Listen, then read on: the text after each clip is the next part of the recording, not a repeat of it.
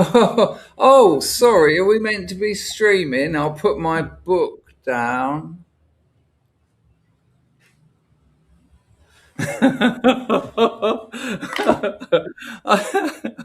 Can you all hear me all right? Listen, I just want to say fair play. Where are we? I'm used to looking over there, but because I'm in the apothecary, I should be looking here. Fair play for Picard for playing along with such absolute nonsense. But like I said before, if you haven't purchased it yet, now's the time. So it's all about spikes. It's going great. Now check this out. In about a week, maybe a week to 10 days, that'll be in Waterstones, Foyles, independent bookshops. If you can't afford it, you'll be able to go into a library, and if they haven't already got it, you can say, "Can you order it for me?" And they will. And then you can get it, read it, and give it back. There's an insect on my glasses, and it's making me feel like I'm being attacked. Have I got a story about termites to tell you? Get off. Because he's an insect, but he's there. It's like it's about that big. Anyway, yeah, you can get it out the library, read it, and that sounds weird. People think, well, why do you want to do that? Because people can just borrow it. Word of mouth. Because then you say to someone, "Oh, I read this amazing book, loved it, absolutely loved it, couldn't put it down, couldn't put it down," and they ask what it is, and they buy it. So lovely. And there's still about 1,000 libraries up and down England, 1,000 sales. I'll take that all day long. If you don't know, I'm a full time YouTuber and writer, and the money's running out quickly. That's why we're doing the multi-hour mega grift. Apologies to the people who donated via the QR code that Packer's indicating now. You didn't get your videos. There's some kind of weird glitch, and I don't want to do written responses. You will get your bespoke video responses. And the geezer that wrote to me about the suit, I've got your email. Don't worry, I will get back to you. It's just I've just been writing and promoting. That's what I do now. And it's really difficult because I'm not complaining. I love it. This is the life I've always wanted. It just needs to work. Because if it doesn't, but I sort of need that pressure.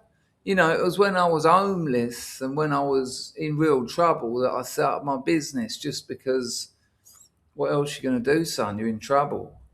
So I've already started the second one in this series, and I won't go on about writing because we've done a lot of that. I'll stop that there. But check out this, right?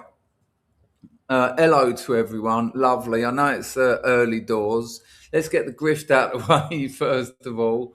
You can donate using Buy Me a Coffee, which is the QR code that Picard is indicating now. There. You just glide your camera phone over that. Ooh. That's what's on my camera phone. Look at smug. Ah, look at her. Lovely. Why has it gone dark?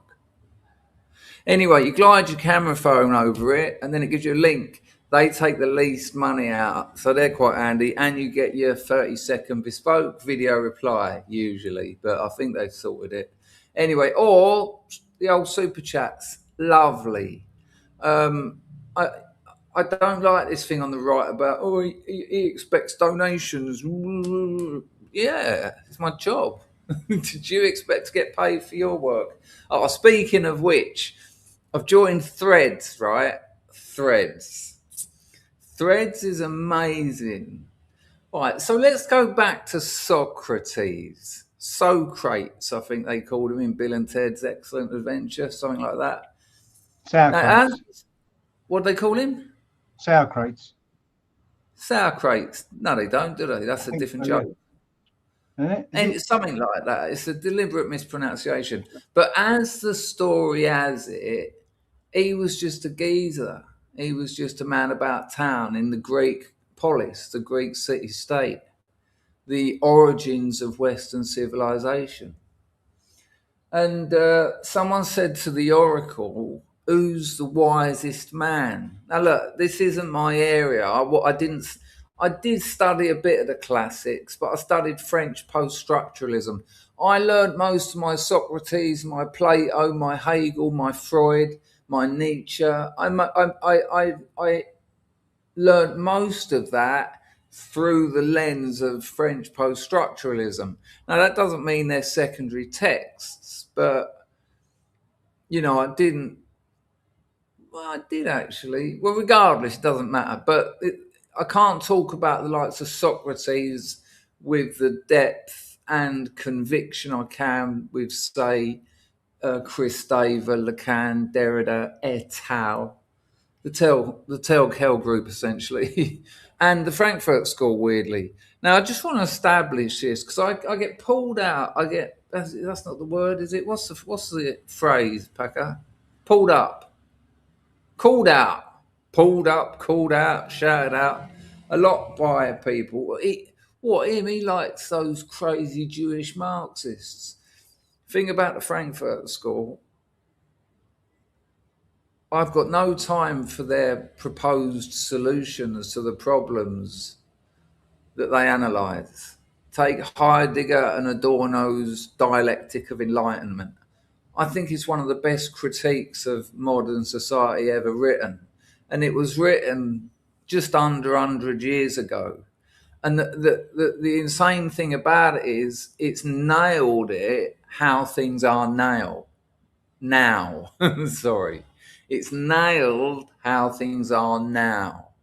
What they suggested was came, happened, is happening. And that takes a certain kind of science of dialectics. We're going to get back to dialectics. It takes a certain kind of understanding how ideas move, how ideas develop, how ideas have dominant sides which move forward into new thoughts. And new thoughts create new environments of actuality. All right. Now the story goes that Socrates, someone went up to the oracle and said, "Who's the cleverest geezer in town? Is it the top warrior? Is it the sort of captain of the military? Is it the alchemist? Is it the chemist? Is it this? Is blah blah blah?" And the oracle said, "It's that old fella Socrates." And everyone was aghast. Now, remember I said this is how the story goes. Because Socrates didn't write anything down. Everyone knows Socrates. How strange is it that a thinker from all that time ago, the Greek city-state, the establishment, the rhizomic anti-roots of Western civilization, is well known enough that in a Hollywood teen comedy they can quote him because people are like, "Oh yeah, Socrates, it's like Socrates, isn't it?" But he didn't write anything down. He didn't like writing. Socrates. I say this every stream. I know at some point I'll talk about Socrates and writing, but he called it a dangerous supplement. There's a reason for me for telling you this again. He thought that writing was, in his words, but in Greek, obviously, a dangerous supplement to speech, because speaking is human presence. It's real. When someone's speaking, they're there, they're present. And he didn't want to write anything down because he thought it threatened that whole idea of presence. It was writing actually marked an absence. If you've got a letter, whatever it says, it marks an absence. Rarely does someone give you a letter and go, "I wrote you that." I mean, it does happen because we're in an era now where we can subvert convention and hand someone a letter, and although it actually underpins the point. I've written you a letter that I haven't got the balls to say to you, but I wrote it down last night. So in your presence, I can't say it. I just haven't got that. Oh, it might be your missus, or it might be your mister, or it might be your kid, or it might be your father or your mother, whatever. But if I give you a letter, I feel absent, because traditionally speech is considered presence, human presence. Now, so when the oracle said it's that old fella Socrates, that he's the cleverest bloke, and everyone was like, yeah, but he hasn't done any. He doesn't even write anything down. He hasn't even written any essays or anything. He can't be the cleverest bloke. What's he done that makes him the cleverest? And the oracle said, he asks questions. He asks questions. Now listen to this. This is where it all comes together. When I say it all, I mean a tiny bit. But a tiny bit of it comes together. Socrates asked very simple, very basic questions. And I can make a genius out of you if you stop trying to be clever and just ask very simple questions. And that is what is known as the Socratic method.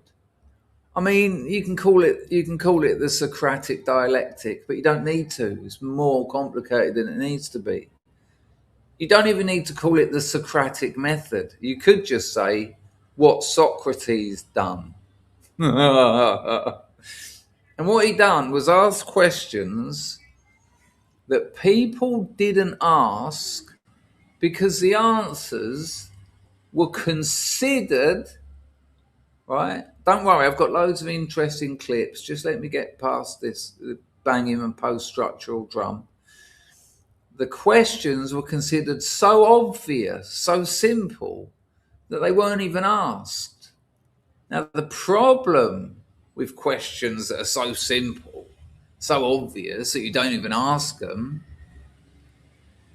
is other people have previously answered those and previously reiterated them. They've repeated them. They've become truth. But they've become truth not through investigation, not through intellectual and critical and logical investigation. No, they've become truth through simple repetition and not questioning them. And they're the very simple things. And that is the Socratic method. That is the Socratic dialectic. And over on Threads, right, we have to take a slight sidestep.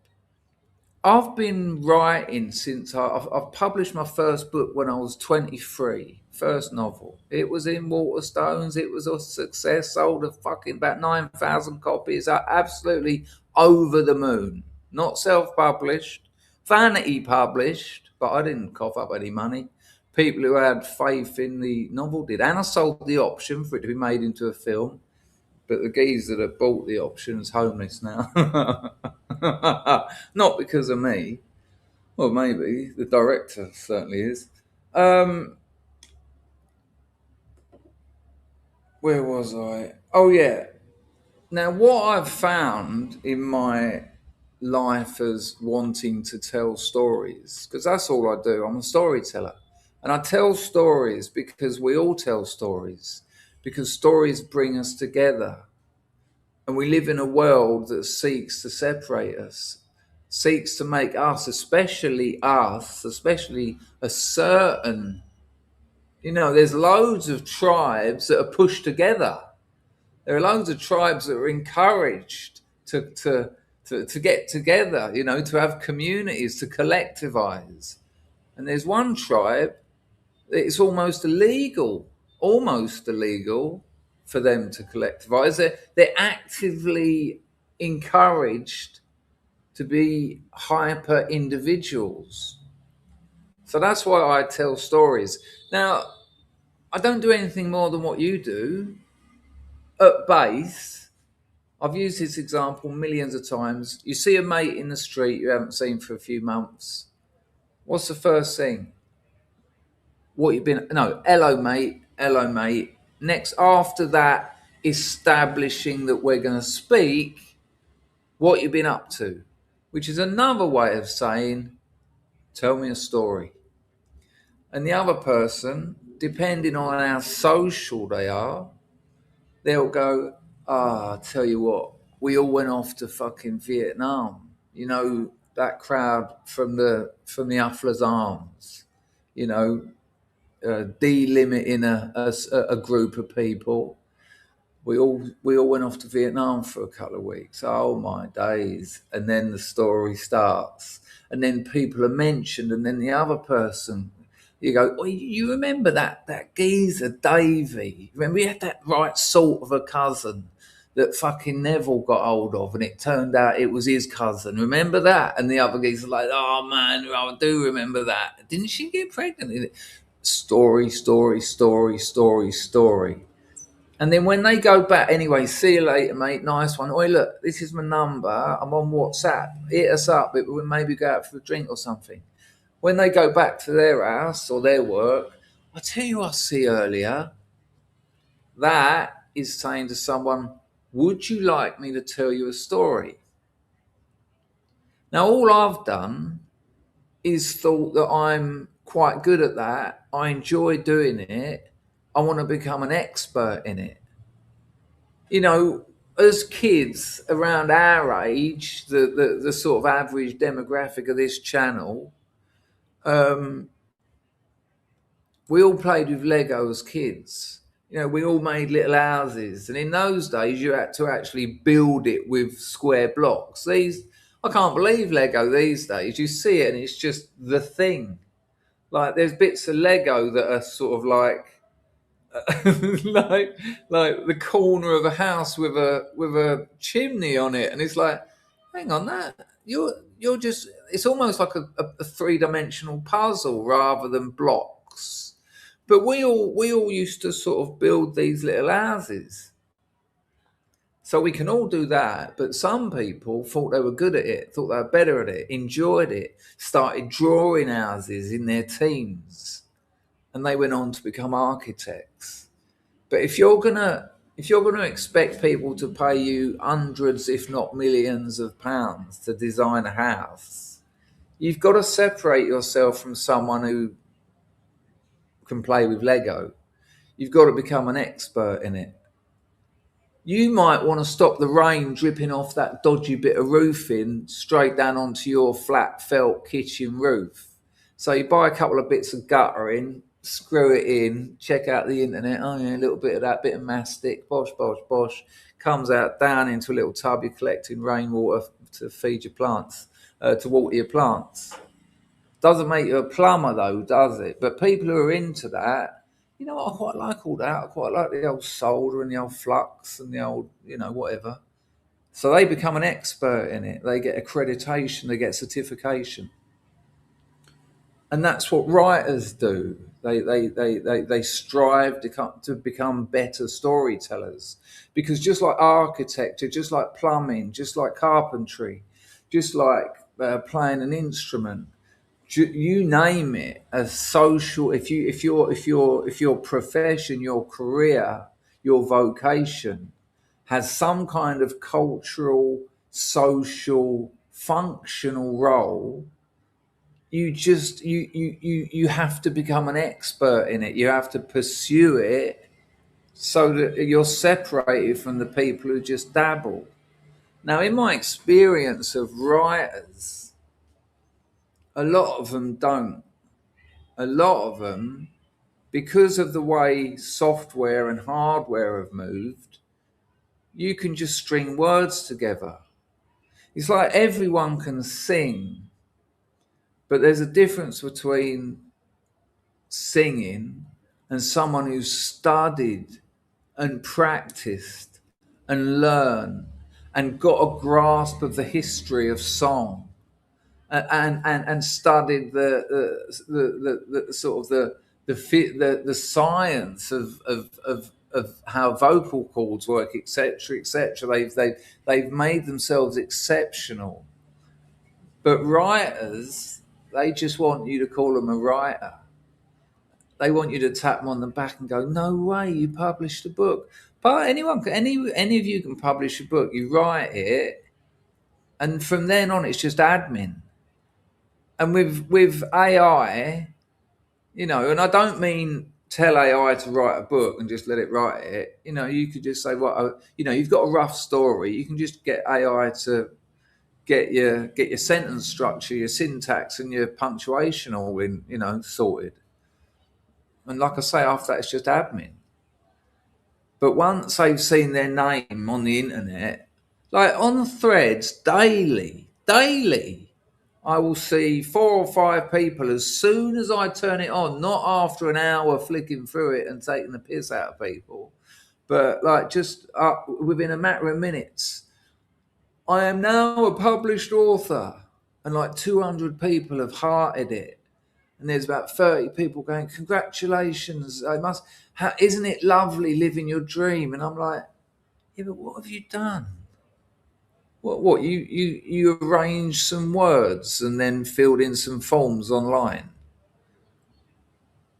And then I say that, and these pearl clutching, "I'm a writer," they cannot cope. They cannot cope because I'm pulling the rug out of everything that means something to them. This cozy belief that they're somehow special. So then I went one further, and in threads, because it's called threads, you can start a thread. I started one. Writers are not special. That didn't go down well. Like some people are like, coming from a writer themselves, "This is awful." And I say, "What?" And I said to that, like that I got that versions of that reply from about 20 people. The fact that you're a writer makes this even more vulgar. And that supports my point. What they're really saying is, "Oi, you're meant to be in the gang. You're meant to be, you're meant to be part of this blag. Keep it down. Play the game, you know." And then I wrote another thread. What's the difference between, because you'll see loads of people on there and they don't care. They don't care what your response to them is. They just want engagement. And that's sort of all right. They're lonely, they're bored, they've got no friends, they want someone to engage with them. But as writers, historically, we considered writers as being quite clever people, observant people who've spent decades learning about observation and how to best turn that observation into the written format and explain it. But they're not. They're thick as shit. Nearly all of them. I'm sorry. I know that might make me sound. I'm not elevating myself. I'm just telling you where they are. So I'll put up another thread. When writing, what's the difference between writing and editing? Because there's so many threads where people are saying, "Oh, I love writing, but editing, it just drives me mad." And they all go nuts. It's like they've all that, you can see like a cartoon. There's smoke coming out their ears, and they're like, "Well, this is writing 101. You're sitting in front of a computer. Why don't you look it up?" And I'm like, "Yeah, that's exactly my point." You think it goes without saying. I love these two phrases: "Goes without saying," "speaks for itself." Because when something goes without saying, when something speaks for itself, when something doesn't require analysis, when something isn't considered worthy of scrutiny, that's when I get suspicious. And that's what Socrates done. Because people think, well, it's obvious what the difference between writing and editing is. But it isn't. Because they're exactly the same. What's writing? It's the use of words, adding, removing, rearranging to as best tell a story. What's editing?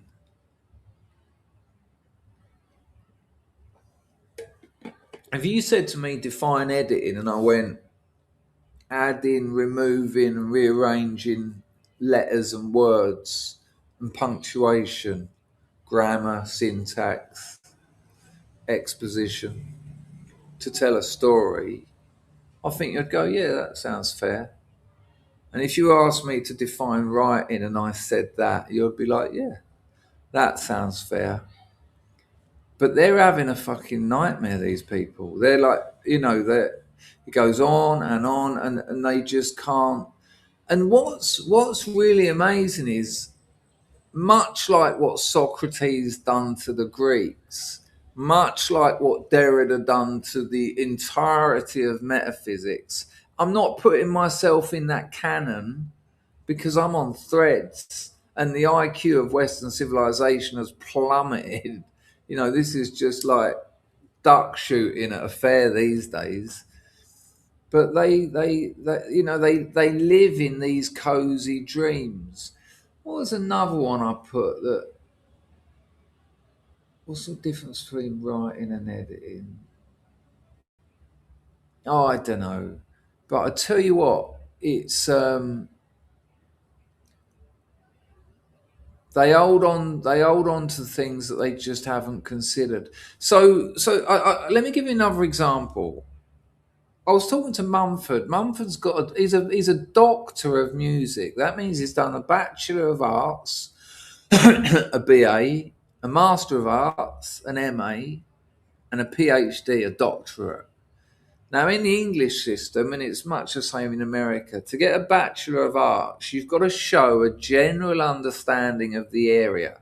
So if you're studying art or music, you've got to show, to get your bachelor's degree, a general understanding of the field of music. To get a master's degree, you've got to show an understanding of a specific area of music or whatever you're studying. And to get a doctorate, you've got to contribute to the area.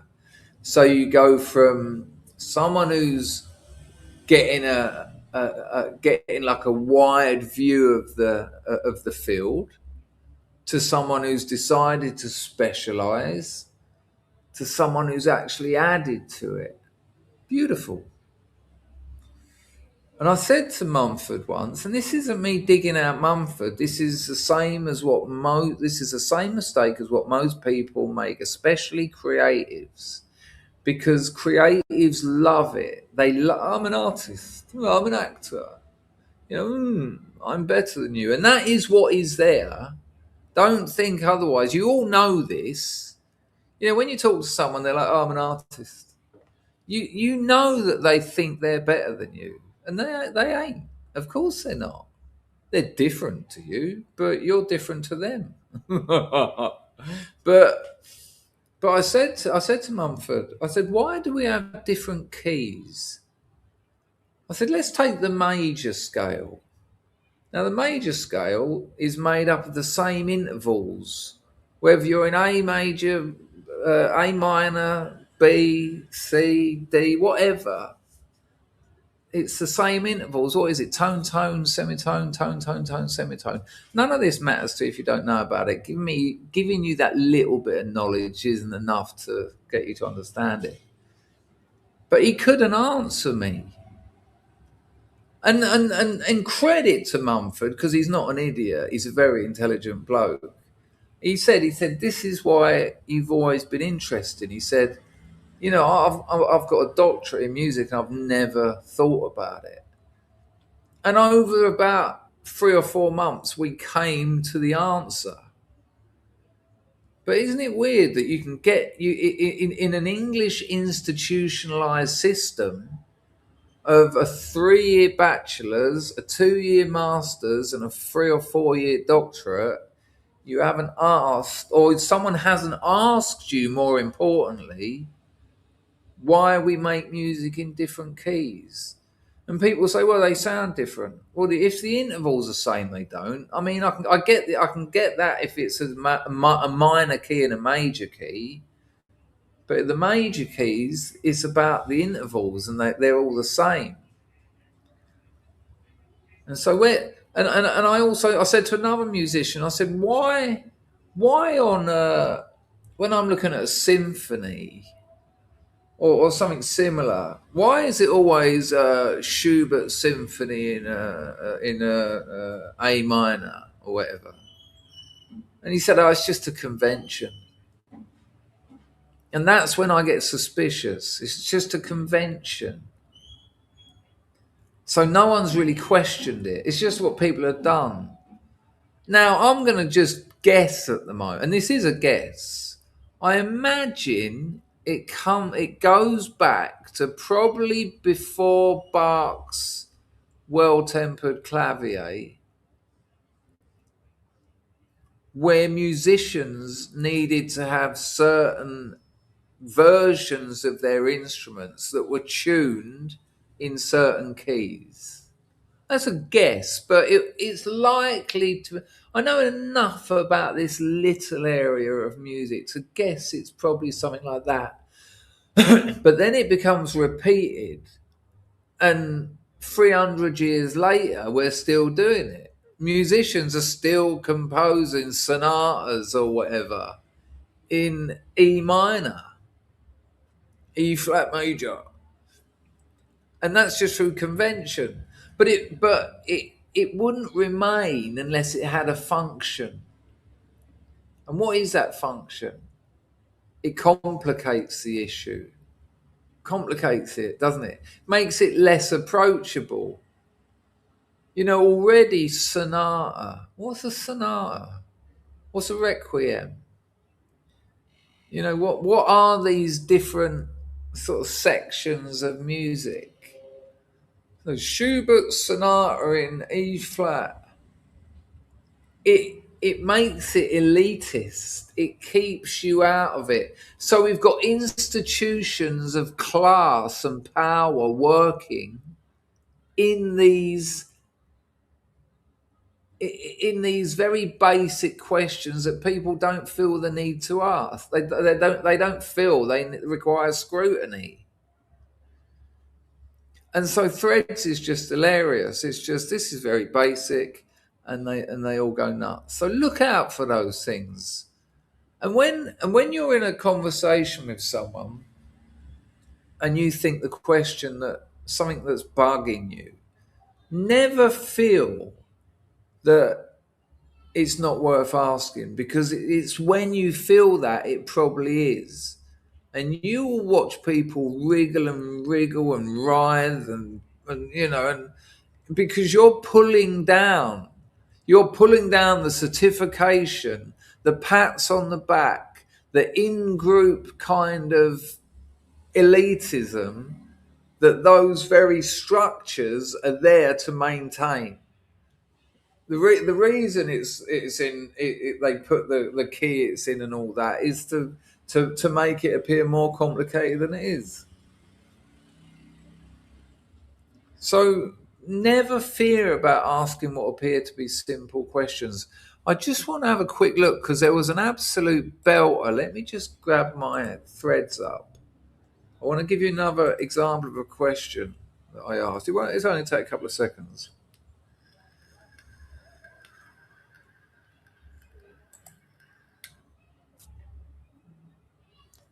Yeah.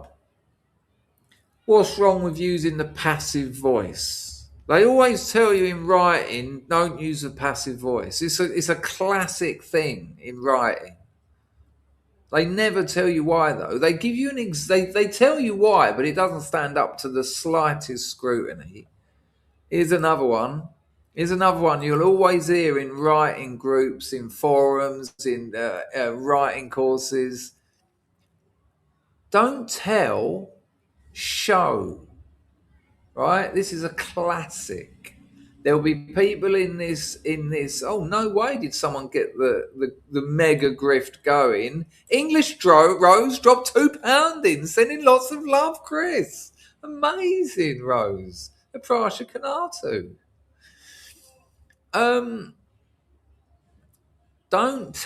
Don't just tell people, show them. And so I said, what's the difference between showing and telling? And everyone's like, What did this bloke start writing yesterday? No, no, no, nearly 40 years ago. And have studied linguistics, semiotics, grammatology, but I won't mention that. There's no need. And they're like, well, it's obvious because if you tell someone, he's angry, but if you show them, you say his his eyebrows came together, and sweat ran down his face as he thumped the table. And I'm like, yeah, that category error is not really explaining it, because you told me he was angry, and then you told me that his eyebrows were doing something, he was sweating and he hit the table. And I know that they're like, "Eesh." And then they'll just slip into a different argument. Well, telling is more like explaining what's happening to the person rather than just outright telling.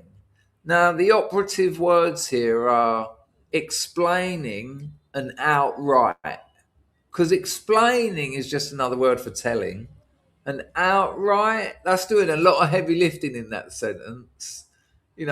Rather than just outright telling, we can take that word away. Rather than telling, we tell them. And they cannot handle it, because these are the laws of being a writer, that has separated them from the lumpen proletariat and made them special. And yet none of them, you can go and have a look at my threads and you'll see that the struggle is painful to watch. This isn't me saying I'm clever. This isn't me saying I'm better than them. This is me saying I'm prepared to ask very simple questions. What else have I got here? Where does prose end and poetry begin? Because we've got prose, prose, my novel's prose. It's written like that. And we know what poetry is, right? But I just said those two things, and they're assumptions. Because at what point does prose become poetry? And at what point does poetry become prose? Is there a point? Because there must be. If there's a distinction, if there's a binary, there must be a point at where you go, oh, that's no longer prose. That's poetry. Well, all right, well then define poetry. And people try. It's so important to them to maintain their elitist position. They're like, well, poetry is more about the expressive side of writing, whereas prose, prose isn't expressive, and so people ask the simple questions, because simple questions, and this is the kicker, unanswered simple questions are how other people's answers, institutionally repeated, make their way into your answers. Because if you haven't questioned them, their answers are part of you.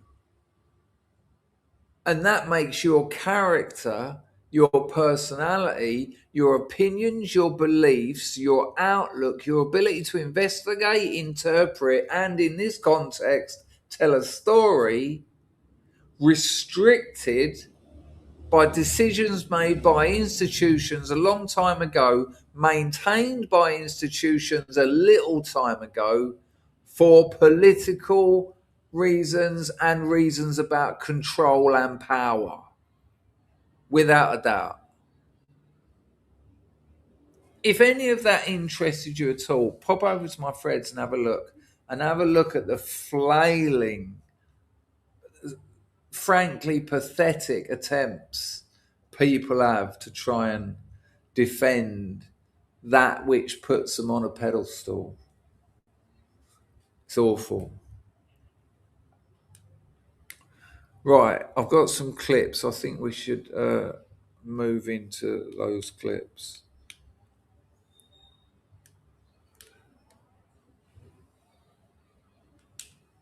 And once I'm having vape problems now, people, won't be a problem.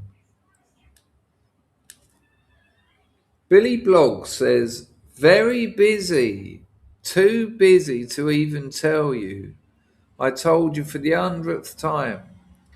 I have massive data dumps to torture you with. They haven't got me yet. Still alive. I'll be back. Good. It's good to see you, Bill. They are, and look, and Cole, exactly. One of the weirdest things I ever heard at school in the 70s was don't answer back. Do you remember that one? A teacher would outright ask you a question. What are you doing wearing that coat? Oh, it was cold. Don't answer back. What? But that's not an accident. That's an exchange of idioms. That's a social ritual that's been engraved into our culture for exactly the same reasons. Yeah, look, JP says it. He was always told off for that. It's been ingrained into our culture for the exact same reasons. Institutions have repeated it to maintain power and control. You know, I talk about it all the time. These are the actual mechanics by which we're controlled.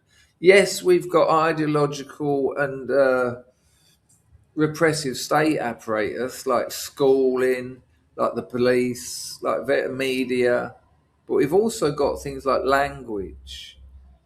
And language is how we communicate. And if language is being preloaded with other people's answers to questions that you think aren't worth asking, that refines itself over time. And this is Orwell's genius. This is why people in Orwell's world say double plus good. Let's cut language down. Let's make it less. Let's take words out of it. Because you can't, if you haven't got the words to describe something, you can't think it. It doesn't work like that. The condition of meaning is language. You know, how dull is that? Did you go to the cinema last night? Yes. Did you enjoy the film? Double plus good. Okay. You'd be horrified. You'd be absolutely horrified. Hello, Special K.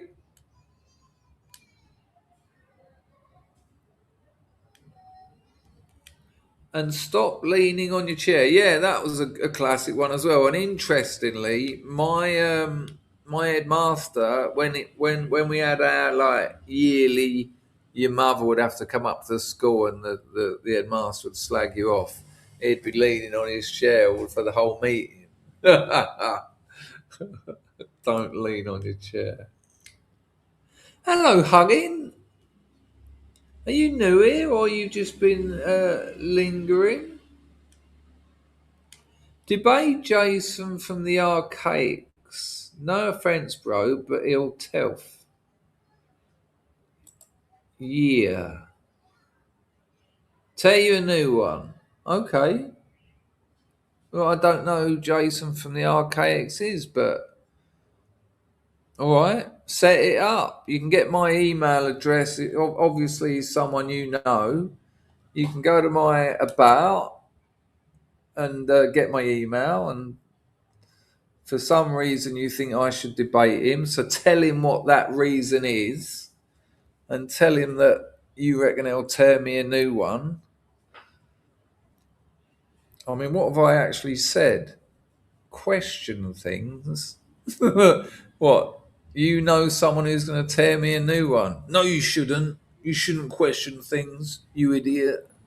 What? Okay. If you want to sort that out, I'm up for it. I'll talk to anyone.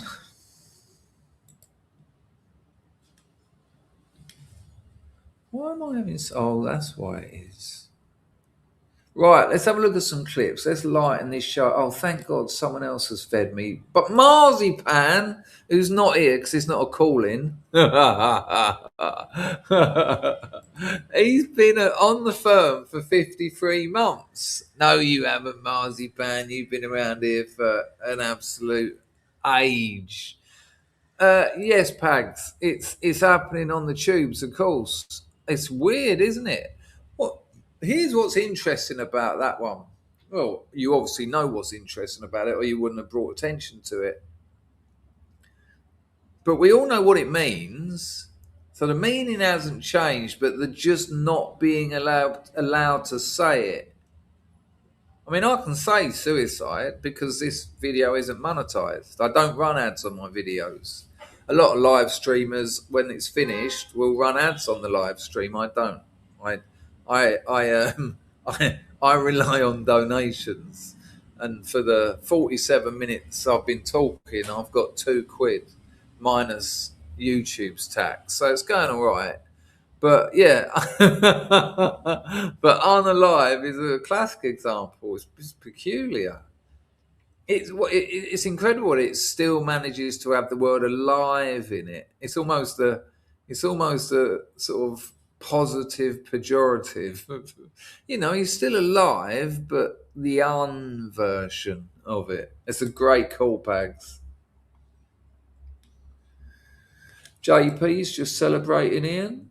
He's here, look, he is here after my cheeky little jingle. I feel awful now. Fair play, Ian. Oi to that. Absolutely wunderbar. Packer knew he was here as well. That's probably why you were cracking up, wasn't it? Yeah, there you go. Woodlander, did you read my message on, I think, your latest video? I wouldn't have expected you to. You were talking about your electricity and your solar panels. Loads of my old mates, just in case you haven't read it or anyone else who's watching, loads of my older friends from back in Dartford I've been talking to recently. They're all not all of them, but there does seem to be a definite increase in people looking at like small old inns, going off grid, getting a bit of land in the middle of nowhere. Some of them are looking at communes, but not like hippie communes where you raise each other's kids, just all chipping in so you can get the land and you get a bit more security because of the numbers and all that lark. And there was one fellow, I said to him, no, actually, there was 3 out of the about 20 who said about this, that I said, there's a channel you should check out called The Woodlander. And they're like, oh, no, watch it. Yeah, they're all over. They're all over, yeah. Good to see you, Symes. And 66 says, sounds like the Finns. When you ask them how their weekend was, they say good and nothing more. But the Finns only go to school for about 4 hours a day, and yet that's very intelligent people, because their method of education is apparently very, very good. I know, it's awful, isn't it, Paulkins? Come round here asking questions. And love will tear us apart. Hello, Wolfenstein. Marzipan's Scottish humour. I'm very here for not being here, so there. Archaics be like. Are you for fucking... Alright, can't be fucking... Do you love him? Let's have a look at Archaics. Let's have a look at who this fella is. The hugging K9M. KY9M. KY9 mil. Archaics. Archaics warm tunic. Okay. Oh dear. Is this real? Surely this can't be the bloke you're talking about. Let me just check again. How'd you spell it? Archaics. A-R. No, it isn't. That was lucky because that would have been awful. Right, archaics. Right.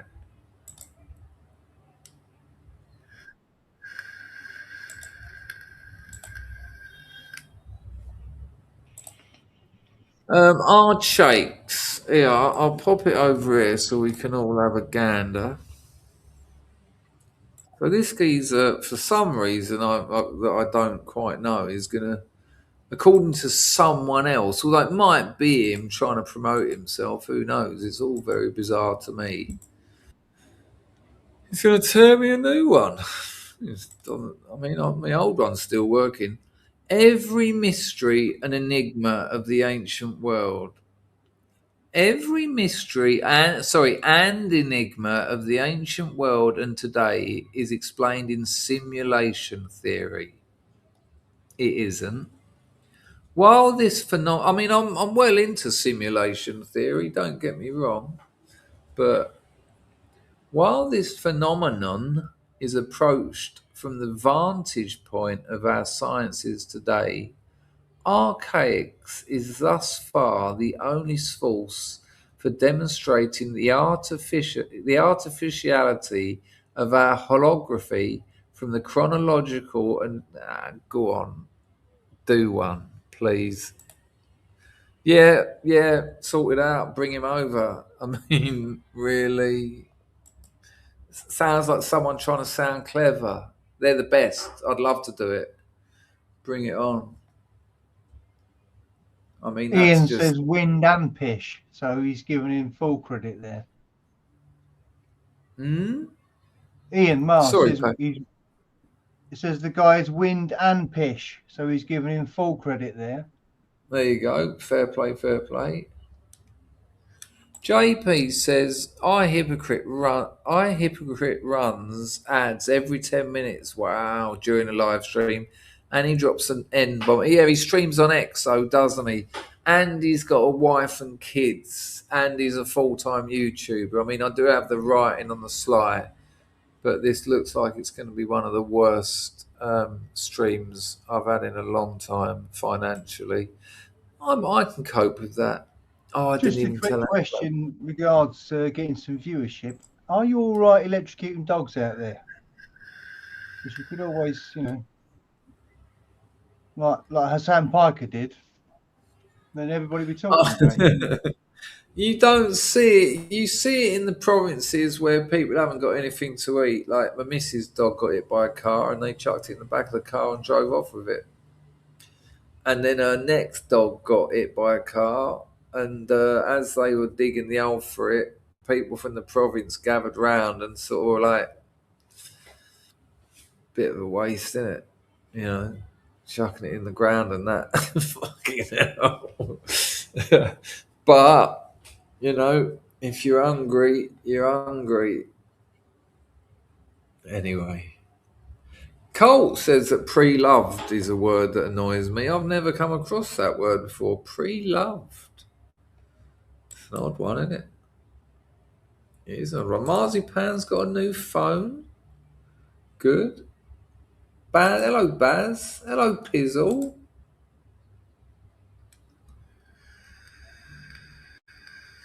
Right, let's check out some clips. I've got some interesting stuff for you here. Let's see what we'll start with. Right, Check your so coffee, Chris. what's that, mate? Check your coffee. Oh, the old buy me a coffee. I will do that. Entropy's also working, people. Wait, right, I told you before, Entropy, you've got to hit $100 to get, they pay you in Bitcoin, which is going. And I said to them, look, no one's using Entropy anymore, so can you just give me that 70 quid? And they went, yeah, nah. So that's there. Check the coffee. Let's have a look at that. I'll give it a quick refresh. Floella bought me a coffee. Lovely, Floella. Look out for your 30-second bespoke video response. It won't be tonight. I'm just going to be honest with you because after this stream, I'll be cream crackered and I'm going to be up all night writing.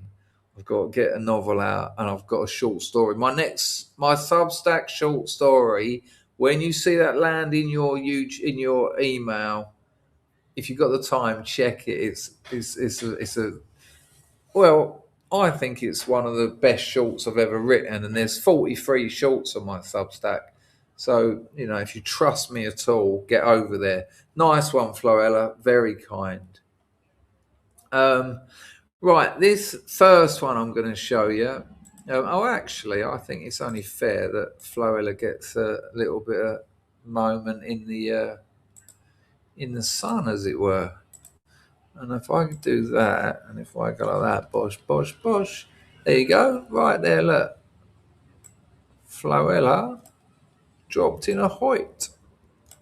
Nice one. Machano Capriccinata Tartatuto. Yeah, Packer keeps an eye out for those donations. So if you do donate using Buy Me a Coffee, which is the best platform, put it in the chat and Packer will let me know. Right, this is a And when channel. I don't see it, shout Packer in the chat and then let me know and I'll let him know. There's many ways and routes in this place. That's what we love about it. Look at English Rose, the only other person apart from Floella, of course, has dropped a lady in to keep things going. My teen daughter, steady. I've had problems in this area before. Asked when does grave robbing? Oh, this is great. This is a great question. There you go. This is great. Well, I would ask it the other way round, but I'm not a teen daughter. It sounds like the start of a really weird freestyle, doesn't it? I'm not a teen daughter like I ought to be because my mum was a woman and my dad was a she. Come on, Packer, that weren't bad. My teen daughter asked asked when does grave robbing become archaeology? She is so pensive, like yourself. I'm not pensive, am I? What does she mean, Packer, instead of pensive?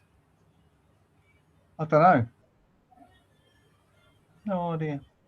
I don't know what. I think there's a typo there, Rose, or maybe I just don't know the word. But I'd say when does archaeology become grave robbing? Because they didn't like it when the English went out to Egypt and started digging holes in the in the pyramids. That's Like exactly what I was these. about to say. Yeah, The answer absolutely. is it going in the British Museum? Because then it's not grave robbing.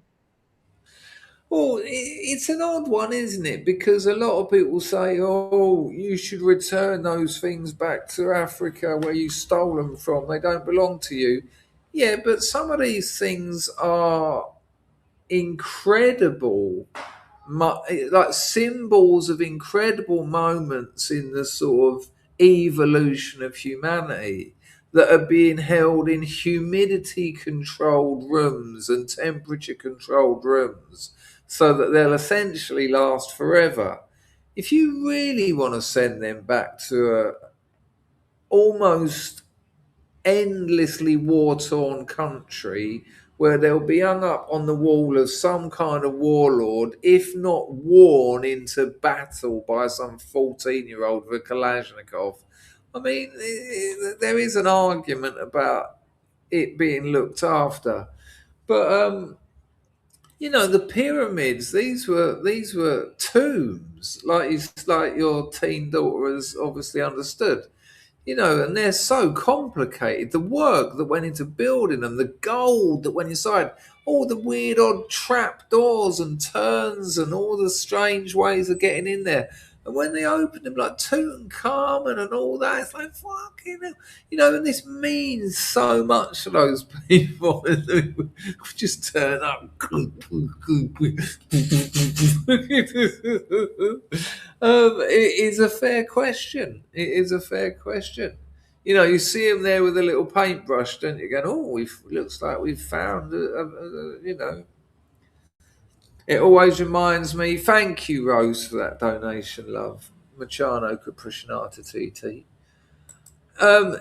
It does remind me of the sex tourist story, though.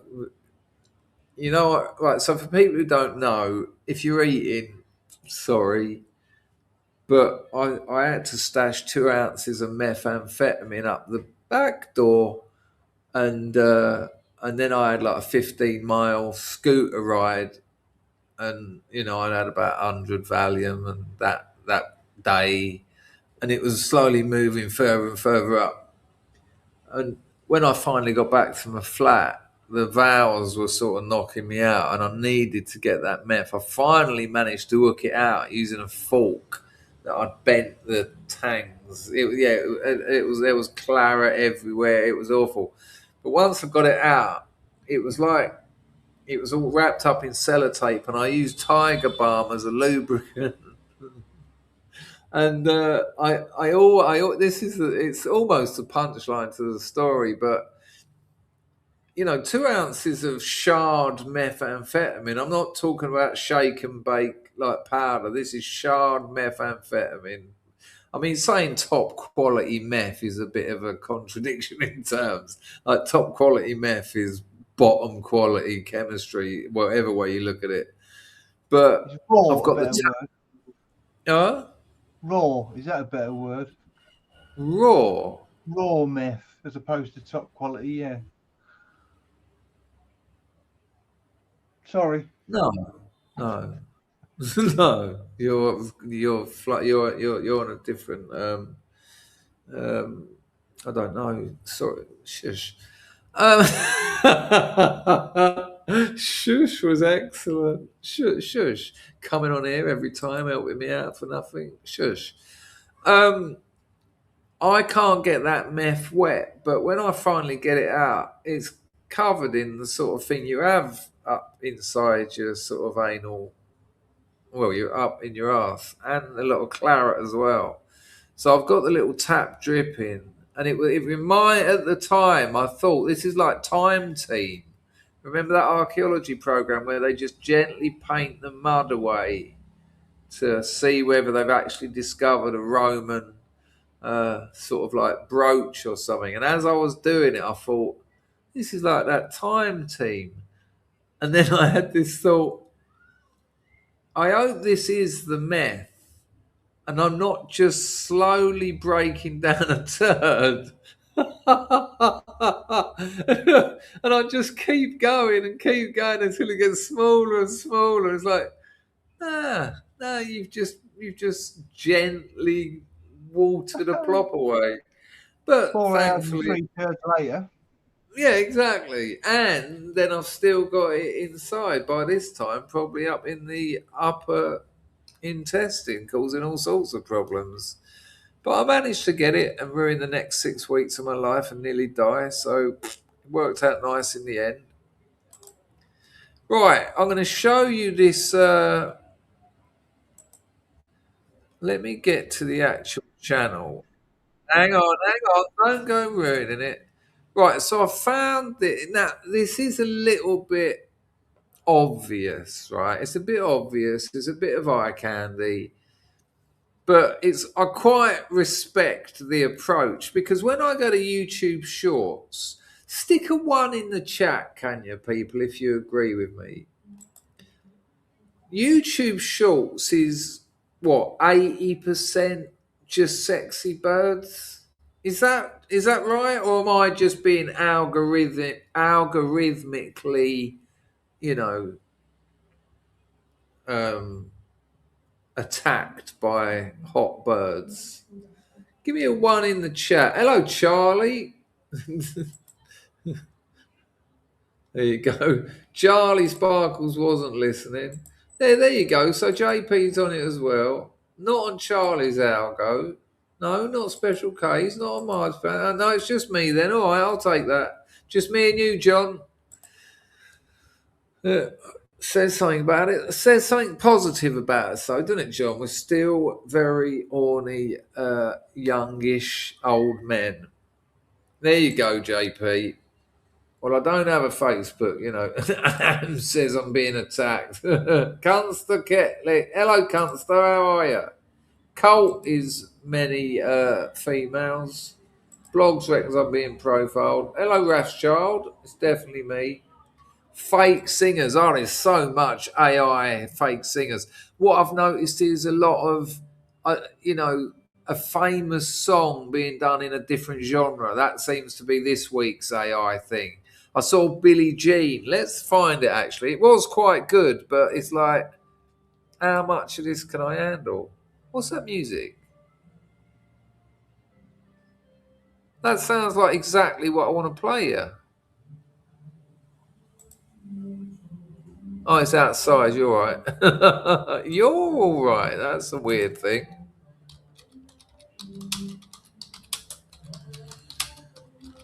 But remember what AI was like a year ago. Now, look at it now. So I came across this. Oh, hang on. That looks like a different version of it. Right, so I might get yeeted, people, because this is copywritten, even though it's a different version. The songwriting, the arrangement of notes is copywritten, right? That's copyrighted material. So if I get yeeted, you'll get a message come up saying this channel has violated our community guidelines. Go and make a cup of tea. 3 minutes later, the stream starts again. So that's all that means. So don't worry. Yep, see that one today, Dead Souls. Trump doing Flock of Seagulls. It is excellent, though. Isn't it it's a weird new thing for us to enjoy. No one 5 years ago would have said, wouldn't it be funny to see like celebrities and other well-known figures computer placed into classic pop songs, and now it's just like exploding, and it'll be like, it's part of the sort of culture industry's movement. It's kind of like Paul Virilio talks about speed and politics. I don't mean amphetamine and politics, just dramology, the idea of speed and how it affects politics. But this is an AI version of Michael Jackson's Billie Jean in the style of an Irish folk. Can you hear that, Paco? That little bit of noise there. They're playing music outside. Anyway, in the style of an Irish folk song. So I don't know if Arklow's on the firm, but it's very convincing. I'll only give us about a minute of it, but listen, if I do get yeeted, I'll be back in 20 or so minutes. I will turn my mic off so that you don't get any bounce back. Here we go. Let me know if you can't hear it. Don't let me know if you can. That's pointless. Roll VT.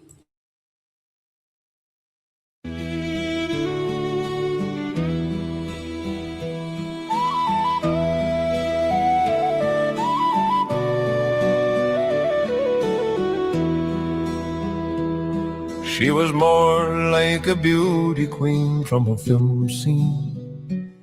I said, don't mind, but what do you mean? I am the one who will dance.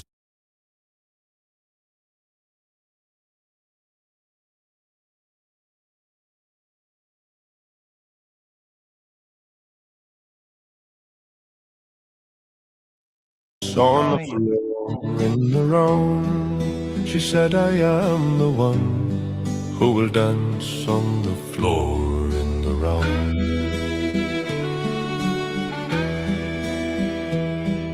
She told me her name was Billie Jean, as she caused a scene. Then every head turned with eyes that dreamed of being the one who would dance on the floor in the round.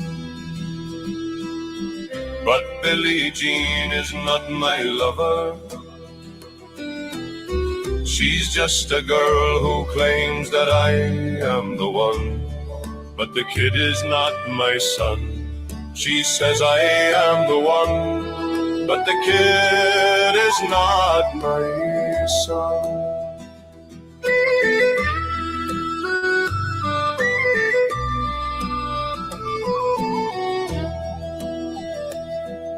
For 40 days and for 40 nights the law was on her side. But who can stand when she's forced to hide? I'm telling the truth. It's a shame and a sin what she's done. So we danced on the floor in the round, me boy. And me mother told me, be careful who you love and be careful. Well, there you go. It's absurd, and because I know AI and it has absolutely revolutionised everything I do in my life. Honestly, people, if you've got kids, get them on it. Get them on it. Don't go leave that nonsense alone. It will ruin you. No. I remember when we were all about 15 and like we were all getting Fender Strat copies and a little Marshall amp because we all wanted to be Jimi Hendrix. And there was a professional musician who lived on my road. He was skint and he was always stoned and a bit dirty. Not naughty dirty, just smelt a bit. And when we found out he was a professional musician, none of us knew. Like he played bass. And so we've all gone down there once. I said, "Oi, Lee." His name was Lee, obviously. I didn't just guess. I said, "We've all got guitars and that. Can you give us any?" We wanted him to play bass in our band, really, as if he was going to like a jobbing session player. Yeah, all right, I'll rehearse with you playing "Light My Fire" by the Doors. And we were all standing there thinking, "Wow, a real musician." And he went, "I'm going to give you one bit of advice." He went, "Learn to produce or learn to play keyboards." And he was right.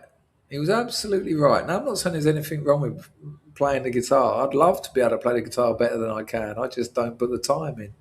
I've got it to a level where I can write songs and that's all I need because I get musicians to turn them into recordings. But if you're not gonna involve yourself in definitely the most important technology since the Industrial Revolution, I mean, artificial intelligence inference essentially is an industrial revolution.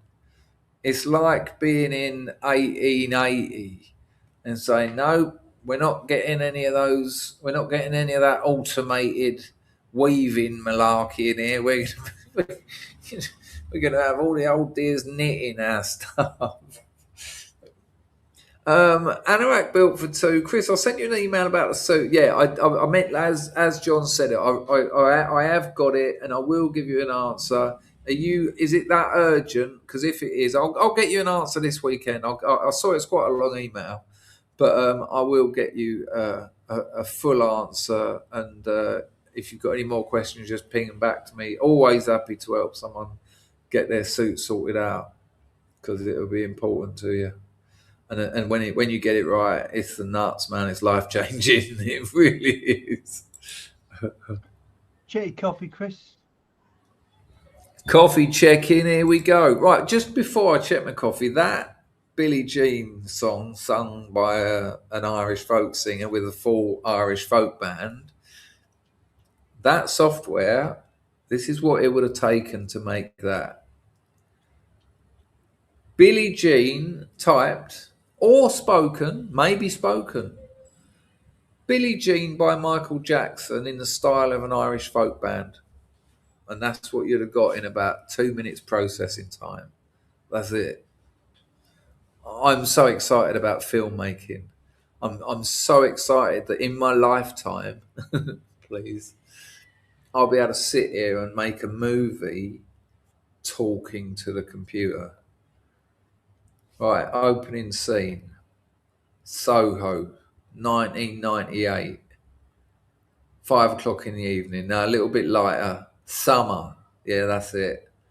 Berwick Street. No, the other end, bit further down. Yeah, sweet.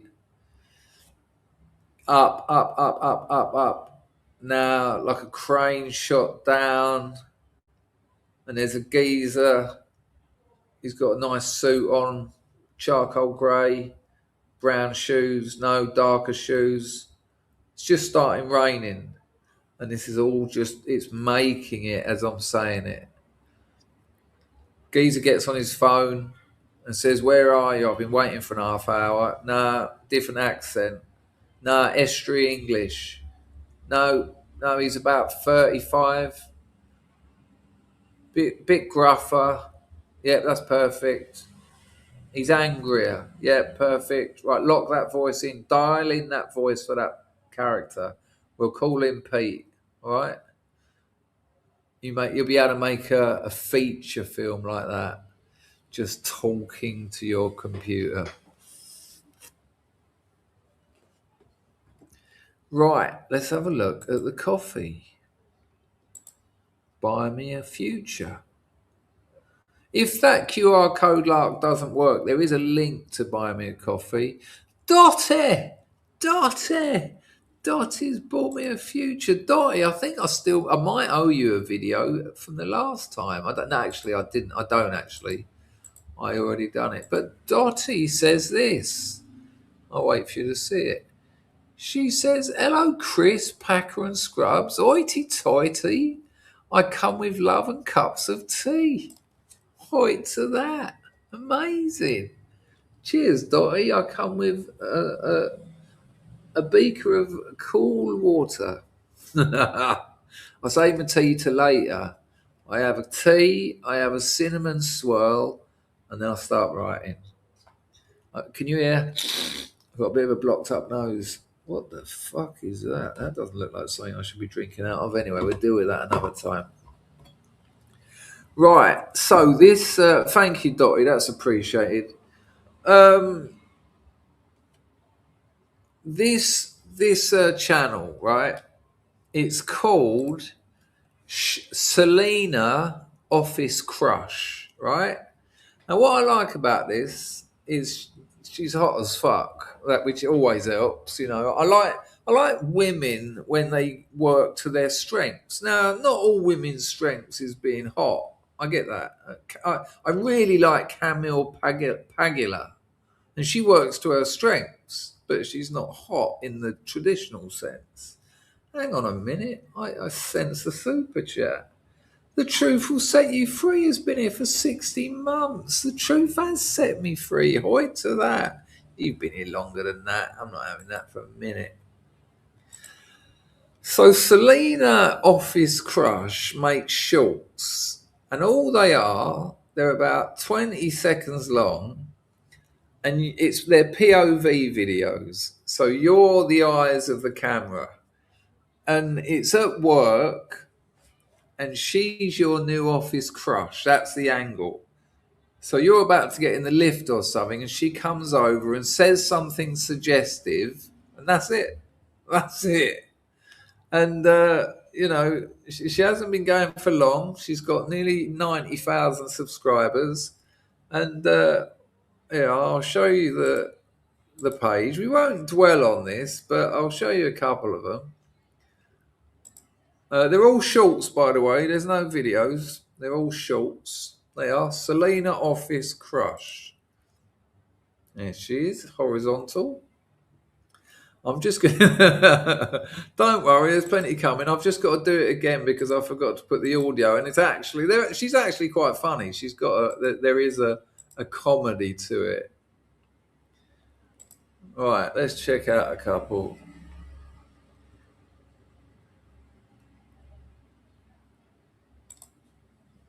You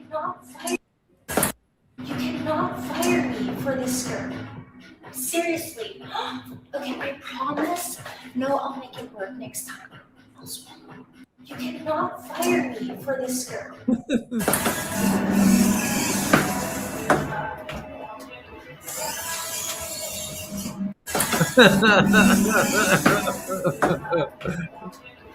Come on, that's cool as hell. Doing the old kick to keep the door open and then just looking like she's the nuts. Let's watch that again. Hang on.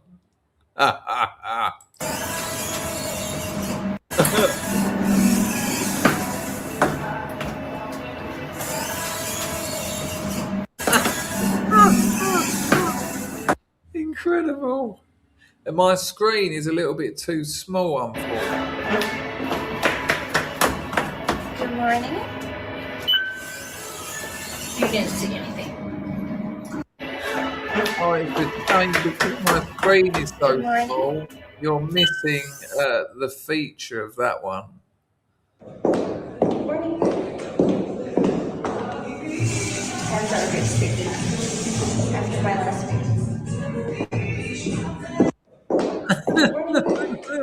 If you didn't hear it, she said she washes her hands and she says, "My hands are a bit sticky." And then she washes her hands and says, "After my last meeting."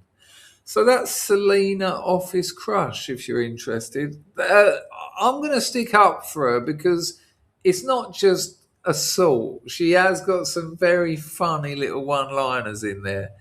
Now, I was, as much as I don't like to admit it, a Star Wars fan.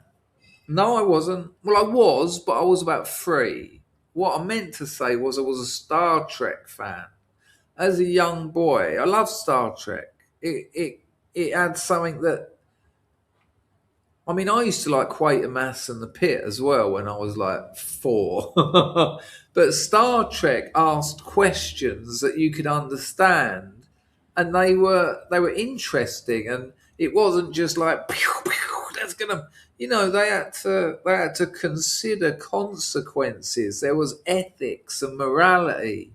And it was special. There's no doubting that Star. Well, of course there is doubting, but I think that most people here would understand or agree with me that Star Trek had a special quality about it. It didn't rely like Blake Seven. I mean, Blake Seven, worst studios, worst costumes, lowest budget. Some of the best stories and acting you'll get in a BBC TV sci-fi adventure. I mean, go back and watch it. You probably forget, but Blake is part of a rebellion. It's really odd, and the dynamics between the characters who make up Blake Seven are so well observed. These ain't just like kids they've got in from college who've done a degree in like communication and media studies. These are really well written and padded out and like full characters. Do you remember Avon Packer in Blake Seven? I can't remember the actor's name.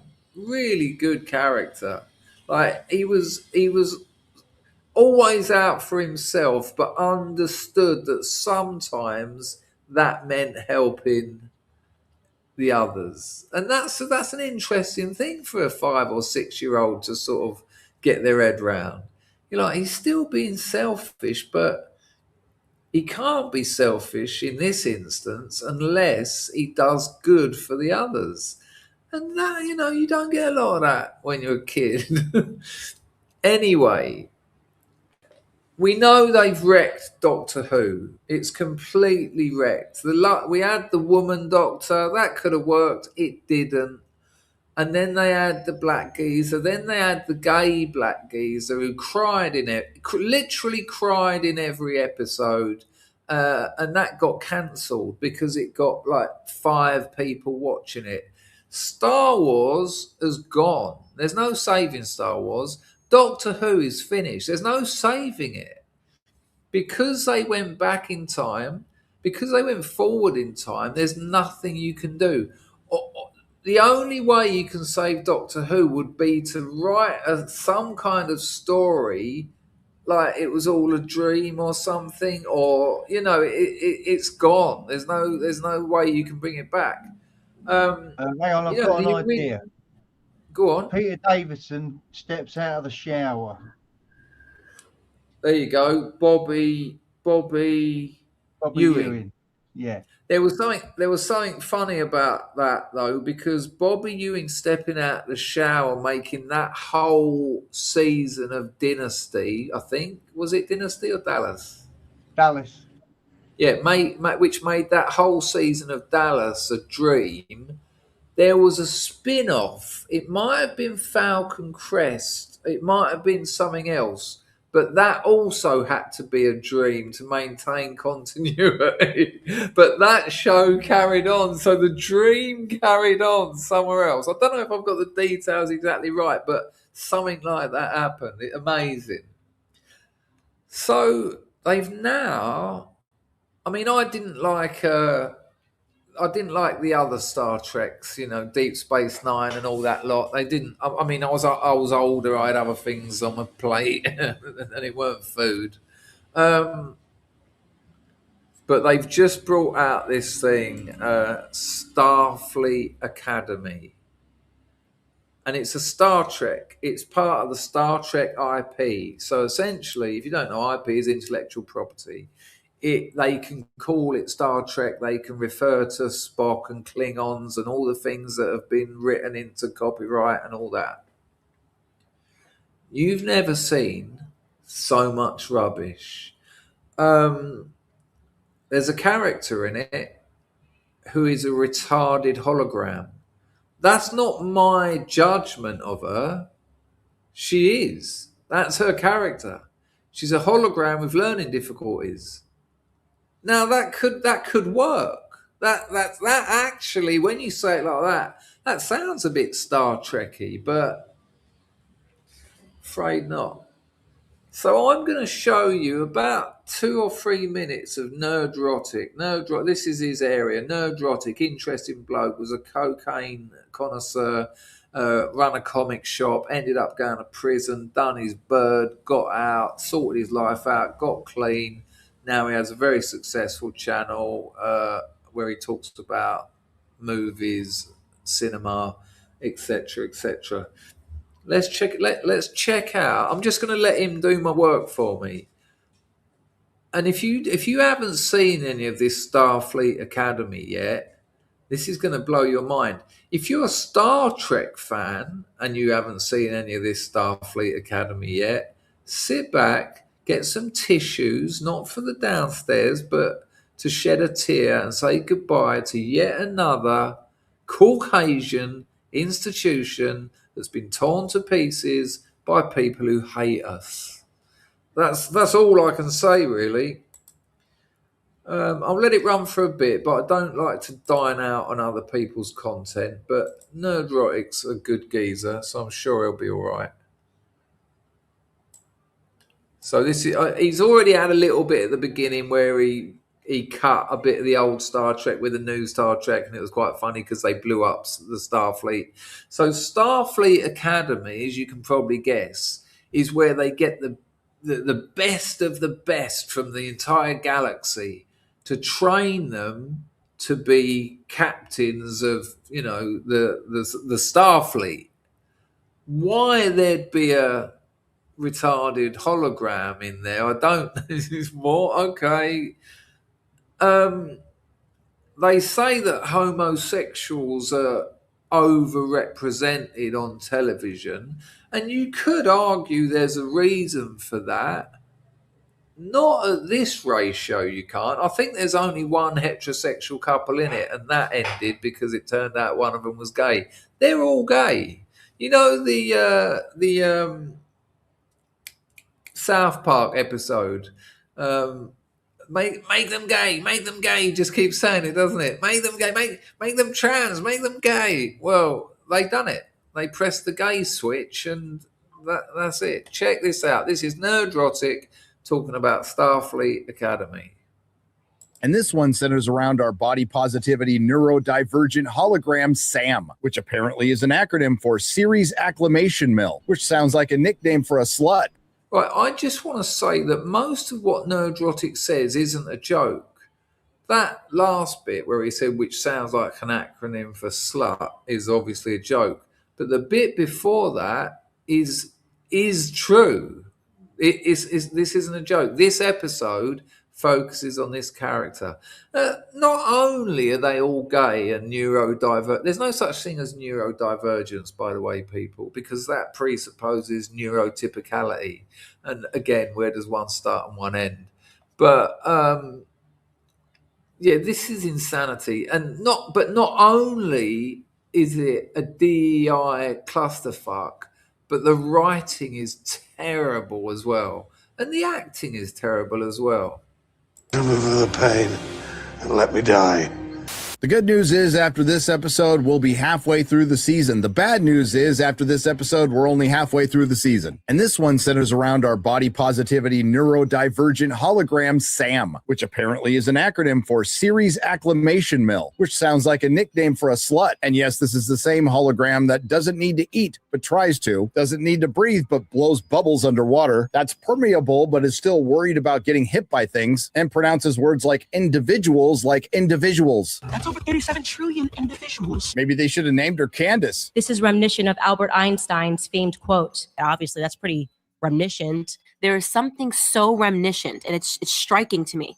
Now, in the 5th episode of the first series, Kurtzman and his team made the creative decision of breaking the fourth wall, all while breaking Star Trek. Why waste time giving a character some development over the course of the season when you could just dump her entire background right now? And wouldn't you know it, Sam is from another isolationist world known as Cask that is populated by holograms who were originally created by organics to.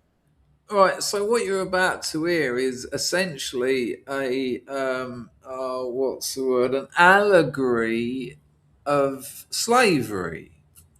The holograms were made by the likes of you and me, literally the likes of you and me, white people, to serve them. But as you just saw, she, even though she's a hologram, she still seems to suffer the realities of the physical world, which makes her not a hologram.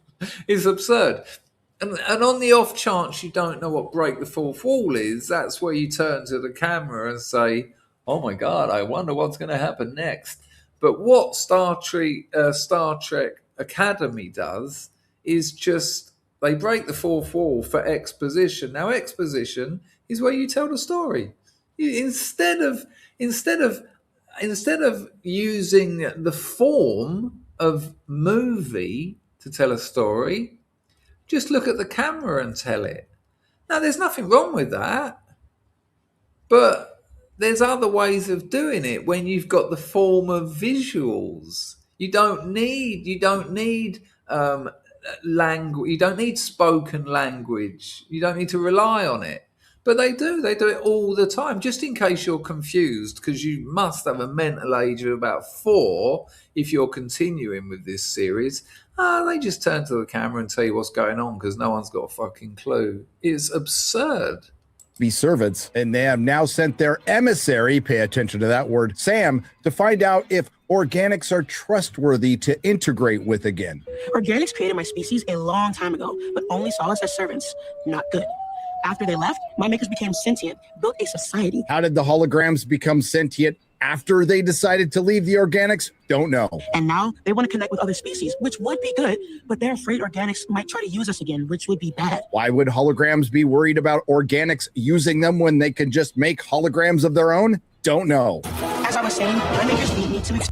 Did you note the doff of the cap to the theremin there? The woo, which was quite cool in 1988 when the likes of Portishead and that were doing it, but good Lord, it's hardly, who cares about theremins now? Yeah, we get it, it's a cool sound, it's been done, but none of this makes sense. So the point they're actually making here is white people bad. Explain everything about organics. Now, why would a world of sentient isolationist holograms who only became sentient after they made the very sentient decision of self-preservation by leaving the organics want to send another hologram to study the thing that made them and that they served, organics? I have no idea, and we're off to a rough start. Oh, and in that fourth wall breaking mushmouth fever dream of an introduction, we see some random dancing.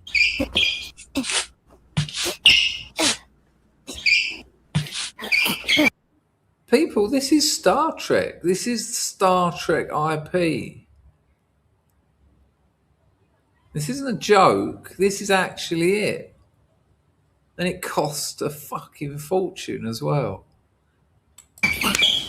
Before it was even released, the media were already blaming the fans and YouTubers for its failure before it was released. And we find out something new about Darum, the fish boy. If he eats a banana, he vomits glitter, which coincidentally is a perfect encapsulation of the show. Now, we are told that Sam is an emissary of Cask, and to learn to be the best emissary she can be, she wants to solve the mystery of Benjamin Sisko. Keep Benjamin Sisko's name out your fucking mouth! You heard me right. After Kurtzman Trek completely buggered things like Kirk, Spock, Picard, Data, the Romulans, the Klingons, the Federation, just to name a few. It was... Oh, by the way, there's a Klingon in this. You know the Klingons, they're a war people. Well, the Klingon in this is gay. He wears a dress and he cries a lot.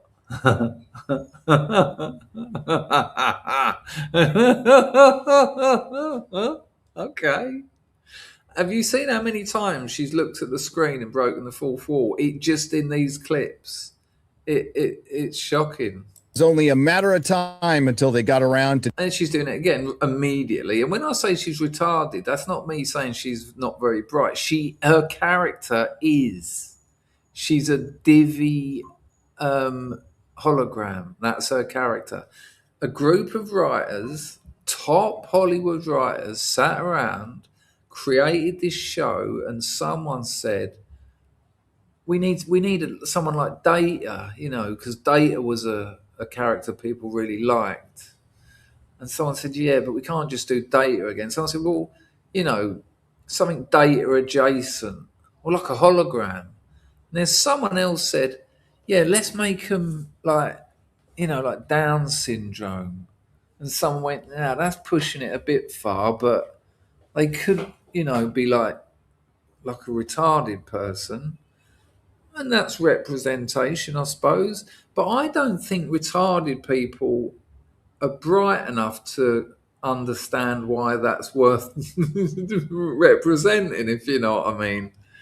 Anyway, more of this madness. Deep Space Nine and Benjamin Sisko. Sam starts her journey by reading a children's book, which normally I would say checks out with the average intelligence of anyone involved in this show, but that would be insulting the children. Now, Sam wants to solve this mystery to prove that she is worthy of being an emissary of the Cask people, and she will do this by walking in the footsteps of Sisko. Now, normal TV writers, the people of talent from days of yore, if they were forced to do something like the greatest hits of Sisko, you would think they would at least try to do something like focus on the spiritual aspect and the lore of episodes like Emissary, In the Hands of the Prophets, and Rapture. But this is Kurtzman Trek, where this show focuses mostly on food and the message. Now, I will come out and say that they didn't totally destroy the character of Benjamin Sisko. As a matter of fact, they praise him a lot. They actually lay it on pretty thick, and I think that has a lot to do with what month this is. Hell, they make him Muhammad. When I lived on Bayshore, Sisko was like a god to them. They don't even show images of him anymore because they believe he's transcended human form. Like a god, like a man. The woman you just heard talking, she's the Picard of this show. She's the what's his name, Packer? It's from the first one, the early one. Oh, Jim Kirk. Yeah, she's the Kirk of this show, and all she does is like that's foot massages and has nothing of leadership and complicated ethical and moral questions. No, she doesn't do any of that. She just says things like, should we go and get a lemon meringue pie or something sweet like that? It's really weird. Profit. So they are capable of showing reverence to legacy male characters from Star Trek, unlike Kirk, Spock, Data, Picard, and many others. And yes, Benjamin Sisko is an awesome character. But in this tribute to Sisko, as with all things Kurtzman Trek, it's devoid of things like verisimilitude, thoughtfulness, soul, meaning, or plot. Under the guise of overpraise, all we get is empty platitudes and surface level tripe. For example, when Sam goes to the Benjamin Sisko Museum, filled with things like timelines and family lineage, you know, the stuff Kurtzman ignores. What does Sam learn about Benjamin Sisko? That he likes gumbo, baseball, has a son, and Punch Q. Backing up my theory that the most research anyone has done for Star Trek from Secret Hideout, which is Kurtzman's company, is watch YouTube clips. And we do get a cameo from Sirach Lofton's Jake Sisko, who appears as a hologram in the Sisko Museum and essentially says he has a really great dad who makes a mean gumbo. Sure, it's nice to see Sirach Lofton back. I just wish it wasn't in this. Now, there is fan service, and then there's nostalgia bait, and this is definitely the latter. One of the main tools used by repurposers, using classic and beloved legacy characters to elevate the new and often derivative character. Because in truth, this is our body positivity neurodivergent hologram Sam story, co-written by Tanya Newsom, who voices Lieutenant Mariner in Lower Decks, who just so happened to insert herself into this story, playing a teacher named Isla, and just wait until you find out who she is. So in Sam's journey to follow in the footsteps of Benjamin Sisko, she reads a children's book, visits a museum for a couple of minutes, and makes some gumbo, and goes to a gay bar in San Francisco. Eat glass, bro. You leave. I concur with Zola. Eat glass. This is very dramatic, and I'm sure has deep meaning for you all. But I have other customers trying to enjoy the bar. So let's have a shot and play nice. Now our Gary Stu Caleb, who can pretty much do everything, hacks Sam's system to get her Yeah. So that's that's Starfleet Academy. Look at Packer's face. It's so odd, man. It's like walking through Soho in '88 on acid. It's a strange old show. I would advise watching some of it because you have not seen anything this, not only this woke and in your face, but so insulting to its IP, so insulting to the thought and work and passion that went into everything that came before it. It's shocking. Right. I'm going to play you a little bit of this and then I'm going to tell you the whole story. This is quite something. I'll just play you the intro. Check this out. This is mind-blowing. True story. I looked into it. A lot of these videos at the moment, they're made on software like Canva. You just tell it what roughly you need visually and it links it to your text. You plug the text in, it makes a video for you, and then the voiceover is done on something like 11 Labs. It's all AI. But for cheap storytelling, where the power of the story is enough, it's enough. April 2011, Tropicana Casino, Atlantic City. You are watching a man in a hoodie betting $100,000 per hand at blackjack. He has been playing for 12 hours straight. Security cameras are on him. Pit bosses are watching. Everyone is nervous. He is not counting cards, not cheating, just winning. Hour after hour, hand after hand, midnight, pit boss approaches. Sir, would you like a break? No thanks. He keeps playing. 1 a.m., gets 2 8s, splits them.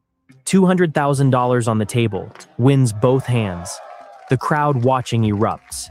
2 a.m. He stands up. I'm done. They count his chips. $5.8 million profit. One session.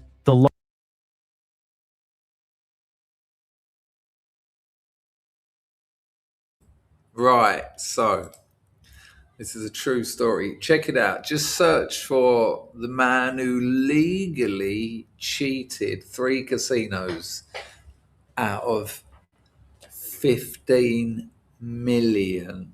Now, I'll tell you now, he got away with it. It totally legal. So I'll give you the short version.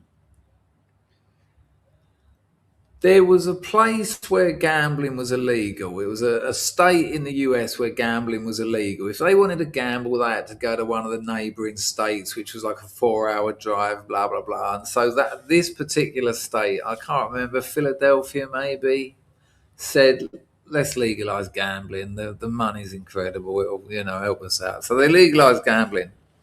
So all the casinos, the big casinos near that state, the money was going down. And then we've got COVID. No, actually, it might have been the financial crash of 2008. So everyone's skinned. Even the rich, the previous rich were skinned. So the three biggest casinos in this other town, it might have been Atlanta, they said, right, we need to get the high rollers back in. We need to get the people who will come in, spunk $1 million. These people aren't interested in winning. They want to get a limo, pick them up from their free hotel. They want to get a private jet sent to wherever they live in America. And, they want to be treated like they're special just because they're going to sit at that table, chucking millions around, get a $5,000 a night whore or 3 and just spend money that means nothing to them. This geezer called Don Johnson catches on to this. He's a gambler anyway, but not like a big gambler, and he's pretty well off. And he sees the lengths that these casinos are going to get people back in.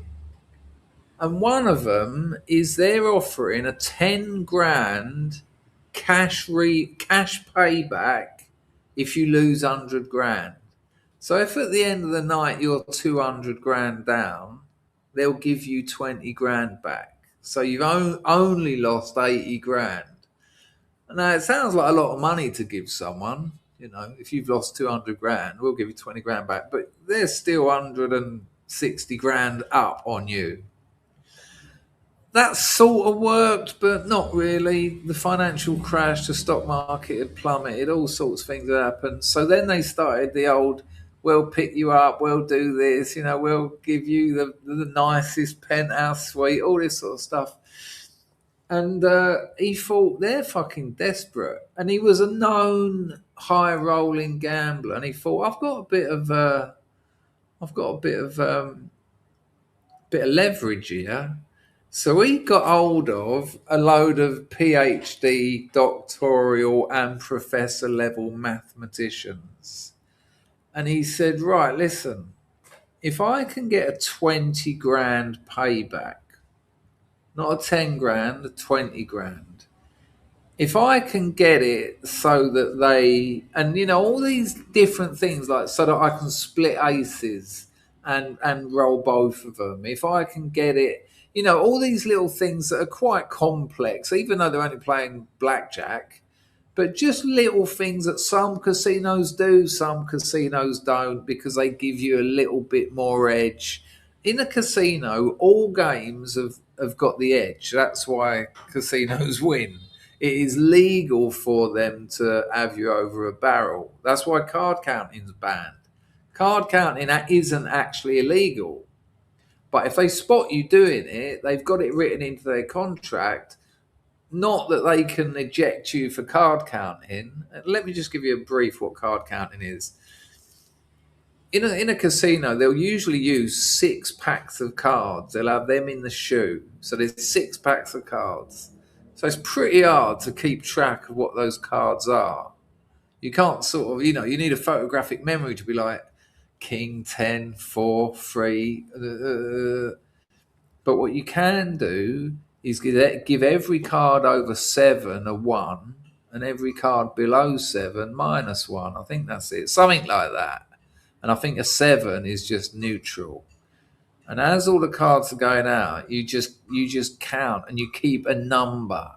So every card that goes, you're like, okay, so I'm on 3, 4, 5, 6, 7, and then when you get the chances are, based on the maths of probability, the next card is going to be, say, a 10 or above. And if you've got an ace or you're holding a picture, you're going to get a pontoon or a 20, which are very good hands in blackjack. the dealer's got to get blackjack or 20 to beat you. That's when you go. It's not actually illegal, but they are allowed to come up. Any casino can come up to you and say, "You've got to go. We don't want you winning any more money." But it isn't good for casinos' reputations because it's like, nah, you start winning there, they tell you to go. So they have to do a bit of a balance. I think some casinos have made card counting illegal, but they've got to prove it. But they've got, there's like 5 cameras on every table. And there's an English geezer who's got a YouTube channel, and he's a card counter, and it's hilarious. He gets his little crew, and they go to casino. They're banned from nearly every casino in America. They go in with their disguises on and all that, and they've got all their little signs that they do to other tables so that they can all end up around the same table. So they're all card counting the same table and things like this. And the pit boss, who's the bloke who so you've got the dealer who's just deals the cards and pays out the chips and takes the chips. But the pit boss is sort of like the boss of all the tables. And if they think someone's counting, they just come over, trying to put the frighteners on you, trying to, if you're trying to sort of watch cards and, ones and minus ones, and then you'll get another pit boss come over, and eventually it's the hand on the shoulder. Yeah, I think you should come with us. And it's like, oh, fucking hell. Back in the day, you went with them and you were never seen again. Things have changed slightly since then. But yeah, check him out. If you just Google card counting, you'll find his channel. It's quite funny. It's terrifying because not only are they card counting, but they're cameraed up so that they can make videos about it. It's hilarious. Anyway, this bloke works out, he thinks, right, if I can get a 20% rebate, if I can get him to let me split 8s and split aces, if I can get him to do this, all these little tiny things that on their own give him like 0.01% of an edge.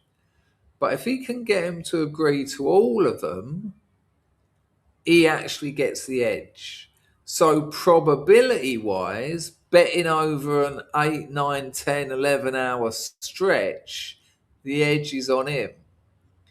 Now, to get these things, to get the 20 grand rebate, payback, whatever you want to call it, you've got to sign up that you'll play with $1 million. So just to get in the door, and you've got to say, yep, I've got $1 million. I'm going to, here you go, give me $1 million worth of chips. He calls them up and he says, oh, I hear you're doing this thing. They're like, yeah. He goes, I'm into it, but I want 20,000, not 10,000. And they're like, maybe. He says, well, listen, there's other places. Don't worry about it. And they're like, no. He's like, bye. He's playing them. And then he rings up another one. And he rings up another one. He rings up another one. He finally has got them all trying to call him, but he leaves them. And he talks to all these mathematicians. Like, he's a multi-millionaire. You turn up at MIT or something and say, I'll give you a few grand if you do some maths for me. If I can get the dealer to do this, to agree to this, and this, do I have an edge over a long betting time? And one day the phone rings and he says, yeah. And he's like, hello, it's Neville from MIT. We've looked at your numbers. We've put them through several computers and 1,000 variations. And yes, you do have a significant edge. And he goes, sweet. And then he just rings up those casinos and says, all right, I accept. And that's what he done. He wasn't cheating at all. All he done was got a load of little edges that looked at alone, the casinos just thought, fuck it. He's a gambler, he's gonna, because in the world of gambling, people have really weird rituals. It's like footballers. When a footballer comes on, some of them like touch their elbows twice. Some of them like kiss their wrists. Some of them do the old cross. Some of them like punch. They've got rituals. And gamblers have it too. Some of those high rollers won't let anyone else play on the table. Some of those high rollers demand 2 dolly birds sit either side of them. You know, proper sort of cigar, stacks of chips. And he's with me going, oh, Harold, you're hilarious. And like, good night, here's another 4 million. And he didn't want any of their flashy treatment. He walks in, hoodie, like baseball cap, just sits there, and he just knows that the probability is on his side if he just keeps going. It starts off all right. He's leaving casinos with 100 grand, 200 grand. But as you just saw, I'll put the link in the chat. By the end of it, he's $15 million up. And he walks. And the casinos, why didn't you get all of that? The casinos decide to take him to court. They're like, we can't afford to lose 15 million. Our bosses are going to absolutely spank us. We're all going to lose our jobs. I've just put the link in the chat, people. But they can't. He didn't break the law. And everyone just went, no, if you try and sue him, you're going to end up losing more money and looking really bad. It's amazing. Feel free to donate, people. That would be nice. I've been talking for 2 hours. It's 1:15 in the morning. That'll be good. Dennis says, I can't see Toffee's chat. John Palmer says, I got smashed in a casino in Belize for free because I was given a free £2 to play with. Made it last 5 hours. Well, there used to be, going back about 2 years, there used to be a way of definitely winning on online betting. 2 or 3 years ago this was. Most of you would have probably seen it because they're heavy marketers, the gambling sites, because, you know, get someone hooked, you just rinse them for life. It would be things like, sign up and we'll give you a free £20 bet. That was it. Sign up, we'll give you a free £20 bet. The way they pictured it is, if you won, you know, judging by the data that they've obviously looked at, chances are you'll bet it again. And if you win, chances are you'll bet it again till it's all gone. And then the way the mind works is, if I hadn't have bet that last bit, I'd have been fucking 400 quid up. I'll just stick another 20 quid in and that's it. That's the start of the end for you. So what this geezer worked out was, he was like, hang on a minute, they're offering me a 20 quid free bet. So's this other site. So he'd go to a football match and they'd put that 20 quid on, let's say Arsenal to win. And on the other betting site, he'd put the free 20 quid on Chelsea to win in the same match. So whoever won, he won. Now, obviously, he wanted the one with the bigger odds to win. So if it was like, I don't know, let's say 4-1 that Arsenal would win, which it would have been. It's about 10-1 at the moment. And Chelsea won, he's got 80 quid. He cannot lose because he's bet on both sides of a 2-horse race, so to speak. And he made something like £500,000 doing this before they found out what he was up to. He was just going around, because they were all doing it because it worked. Give someone a free bet, get them hooked.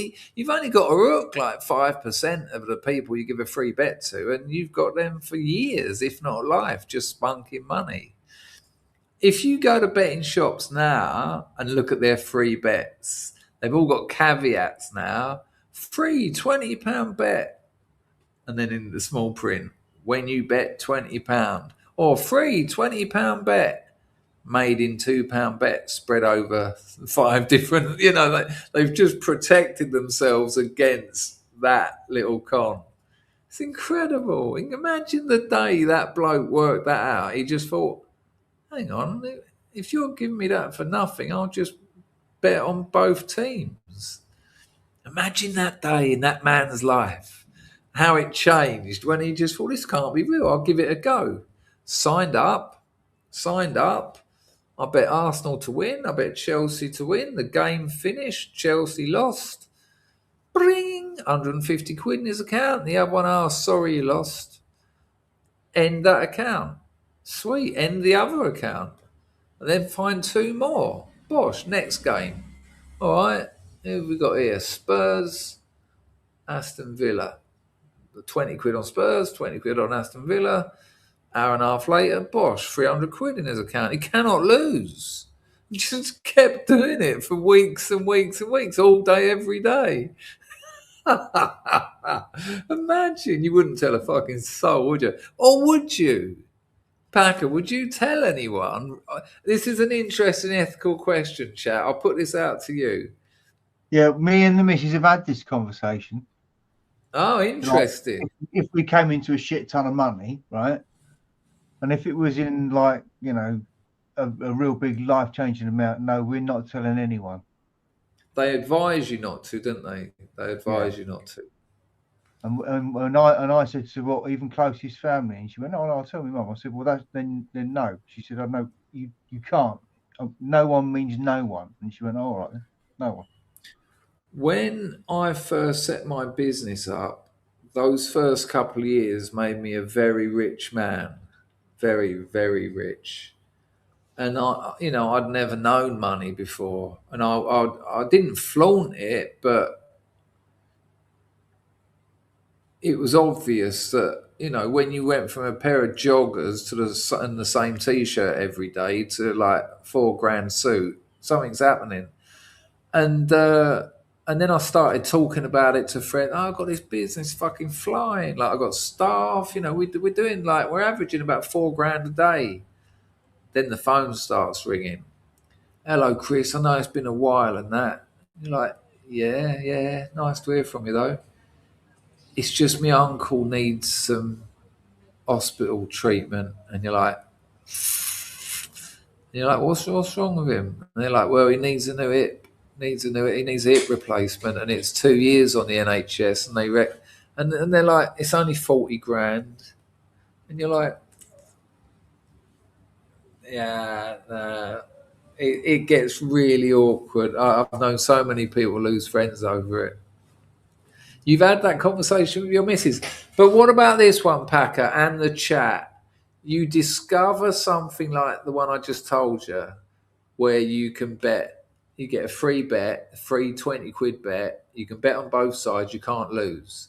Now, the more people you tell, the quicker they're going to find out. They're going to work, the companies are going to work out what's going on, which means your chances of making $1 million in 3 weeks are lessened. But you've got no data on that. You're just assuming that. Whereas you could ring up 5 friends and say, look, I've discovered this thing where you can't lose. Would you do it? Because it seems a bit tight not to. Would 5 people, would that cause a red flag at head office? I don't know if it would.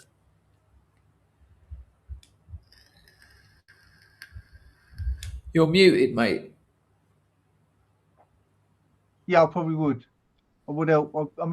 Even if I didn't tell anybody that I'd won the lottery, I would help people that I like.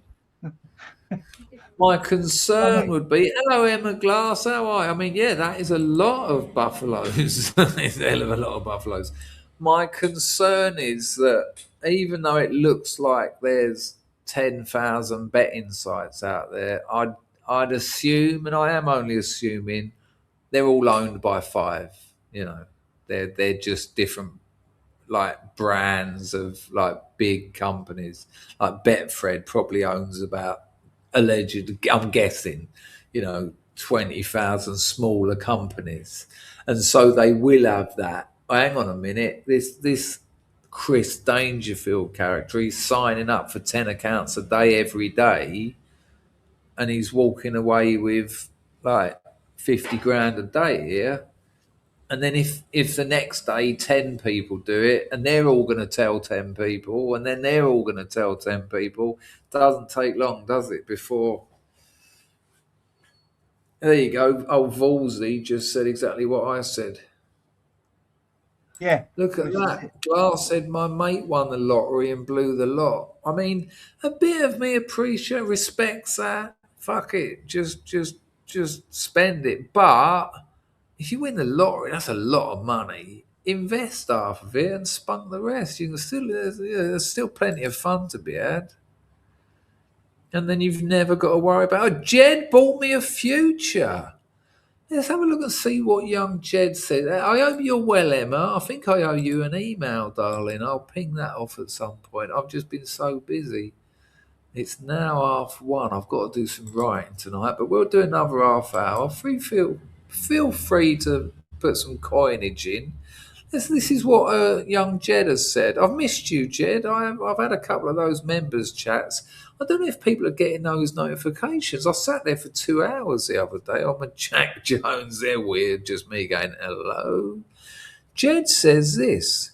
Hello, mate. Question. Since the utility of Jacques the Lad Derrida, I put the lad in there, philosophy of deconstruction, we've already hit a hurdle. I mean, the word deconstruction is used more in the introduction of grammatology, which was written by Gayatri Spivak, than Derrida uses it in of grammatology. I mean, I don't think this is quite a classic question, a way of opening it. Derrida didn't have a theory of deconstruction. Because Derrida's method is largely directed by the object of analysis, I think what I'm trying to say is other people made Derrida out to be the man who done deconstruction more so than what Derrida did. And also deconstruct. I'm not saying you're saying this, Jed, because there's a lot of other words to come, but I'll just get this in. Deconstruction is considered a pejorative. You hear the left talking about it all the time. Well, we're like that Star Trek. We're trying to deconstruct people's assumptions around what a Starfleet Academy is. But that wasn't what deconstruction was for Derrida. Derrida talked about deconstruction very, very infrequently as well as finding the part of a text that threatened the undoing of the underpinning logic of that text, not to destroy it. Derrida so-called deconstructed Husserl, Heidegger, Nietzsche, Hegel, people he really respected, writers that he adored, because even saying the word makes me feel a bit wrong. Deconstruction isn't breaking something. It's finding the point at which the instability of language threatens the logical and assumptive base of the argument.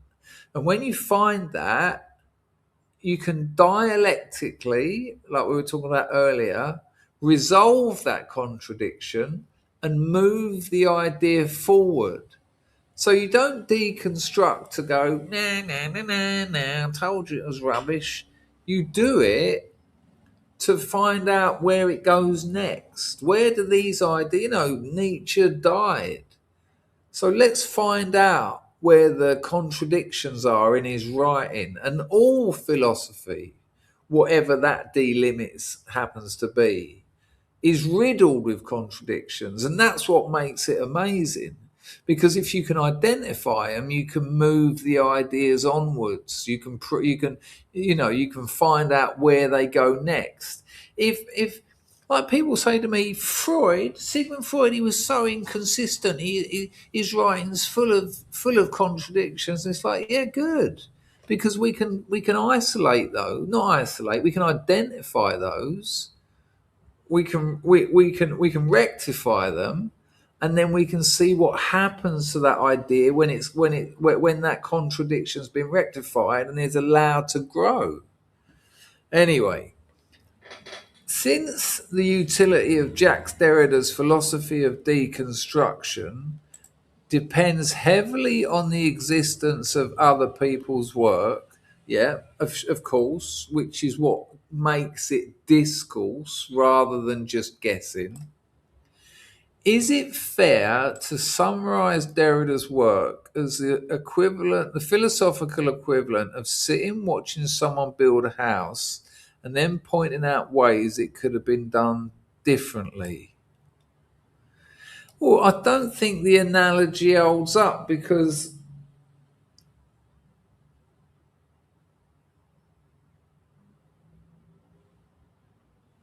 you could. Well, maybe, but if someone built a house and they built it badly and they made an error that you can see, and you think, well, if they hadn't have done that, all that water that's leaking into that bedroom, if they hadn't have done that bit, that back bedroom wouldn't have been full of water.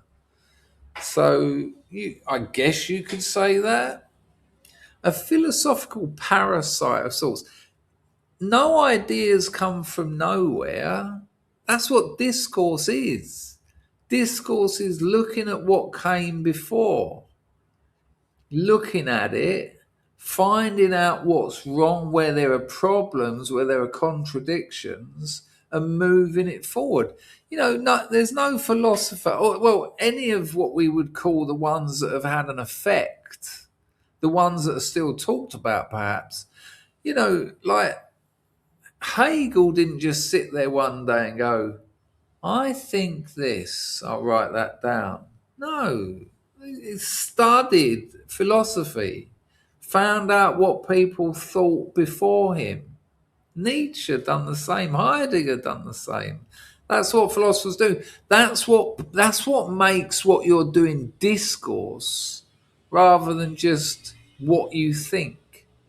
It took me quite a while to learn this. As a young man, as a late teen, I'd sit there with my notebook. The world appears to us, and yet are we not appearing to the world? And it's just bullshit. And a lot of things that I come up with, a lot of ideas that I come up with that I thought, I'm so clever, I'm really clever. And, I'd get to university and I'd say to someone, oh yeah, I thought, what about this then? What about this idea I thought? And they'd go, well, that's just Roland Barthes' mythologies. So the sign becomes myth, is what you're saying. And I'd go, yeah. And they go, yeah, Roland Barthes said that 40 years ago. And I'd go, oh. And so you need to familiarise yourself with the field of discourse within which you're talking. And why wouldn't you? Why wouldn't you want to? These people they dedicated their lives to talking about this stuff.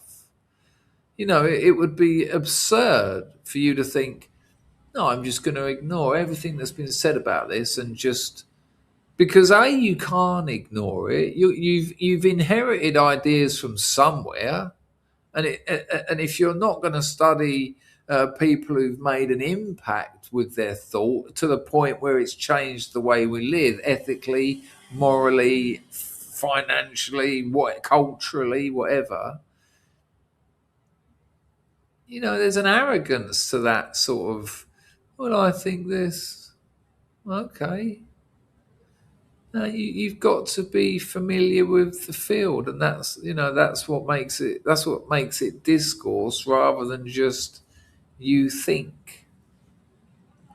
So, if the collective output of all the philosophers throughout history were to be erased in a global cataclysm, leaving only Derrida's for future generations to study, would it provide anything of substance for them to build with? Yeah, obviously it would, because if we take a book like Limited Ink, where he looks at the work of John R. Searle from the speech act theory American crowd of linguistics, Searle was a student of Austin. he quotes every single word because Searle accuses Derrida of like beating around the bush. So Derrida goes, oh, all right then. And he takes every single word that Searle uses. When Derrida so-called deconstructs Rousseau's essay on the origin of language, he explains to you what Rousseau says about the origin of language in Rousseau's words, in Rousseau's terms. So if all this other, if there was some cataclysm, it sounds like Will Self's Book of Dave, doesn't it? All philosophy was got rid of except for one book. If you don't know, Will Self's Book of Dave, there was like a global cataclysm, as you put it, and there was just the diary of Dave, who was a London cabbie. And as society sort of started forming, they found his book, and that was their Bible. And all their words they all say things like geezer, and their holy words are things like all right, mate, and all that because they got it from his diary. So asking for a friend, the answer is yeah, because Derrida was very aware of his position within discourse. So yeah, we'll try and catch up on a live one on a members only Discord stream, Jed, and have a chat with that. By the way, I think that Discord stream is always live. I think it might be. I don't know whether the link address changes every time or not. So you can just go out and hang about in there. I'm not sure. Well, I think I might be able to change it. Does anyone want to donate? I'm fucking starving. Right, I've got some more clips we've got to get through. Jed, thank you for the donation, mate. Much appreciated. I hope you're doing well as well. I chatted with Jed when he first became a scrubber. It was only about a year ago. Got his own business, left his boss, went for it, started investing. Lovely bloke, cool bloke, will do well. Right, what clip have I got for you here? We had that one. Oh, this is brilliant. This is mind-blowing. Right. Now, you all know I know a bit about Russell Brand. You all know that, there's I've got roots to Brand that you don't even know about that I just can't say. He's got a stronger legal team. And see you later, Pizzle. Take care, mate. Dotty. But remember, I thought that Russell Brand was one of the best comedians I'd ever seen when he was on Big Brother's Little Brother. And I knew that because I didn't even watch Big Brother. I hated that nonsense.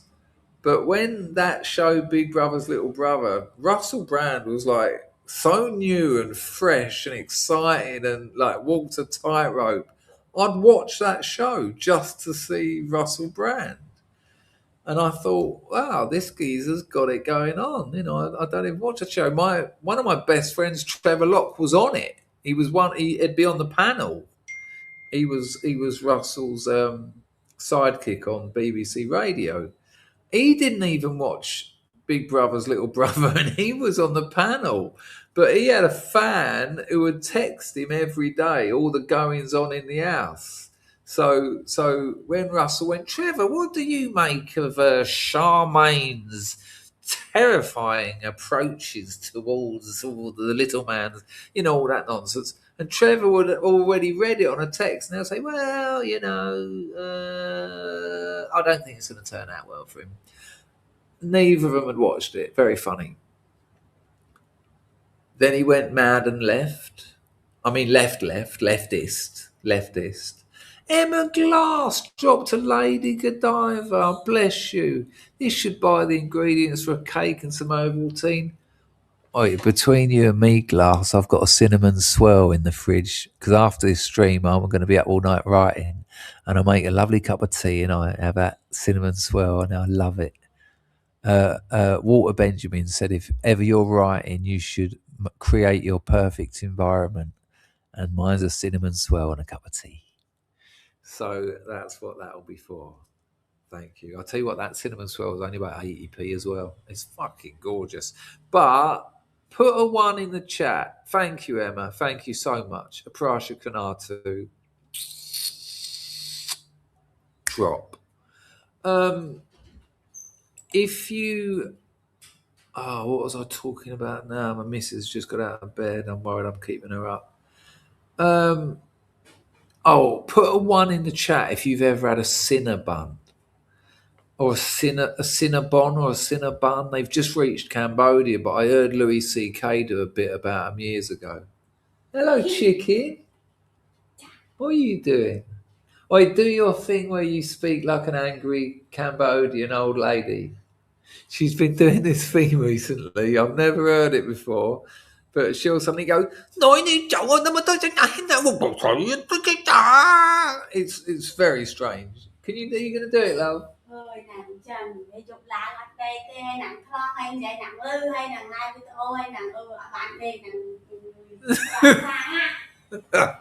But usually she's just woken up. She's going for a piss. She's been asleep about 5 hours. So that was thank you, darling. But she usually does it really loud. It's a bit late here, obviously, and it's very, very funny. Right, so these Cinnabons, right. Special Baz has had a Cinnabon, which is incredible. Special K, Sheila's ... Volsey. Yeah, I know, but English people don't care. We've been wearing T-shirts inside out forever, man. Oh no, pretty. John Palmer's had them. Anyway, let me tell you, right, I couldn't get hold of a cinnamon swirl, and I thought, I need it. I'm writing. I need my perfect situation. So I get on the Grab. It's about 11:30 at night. Type in cinnamon.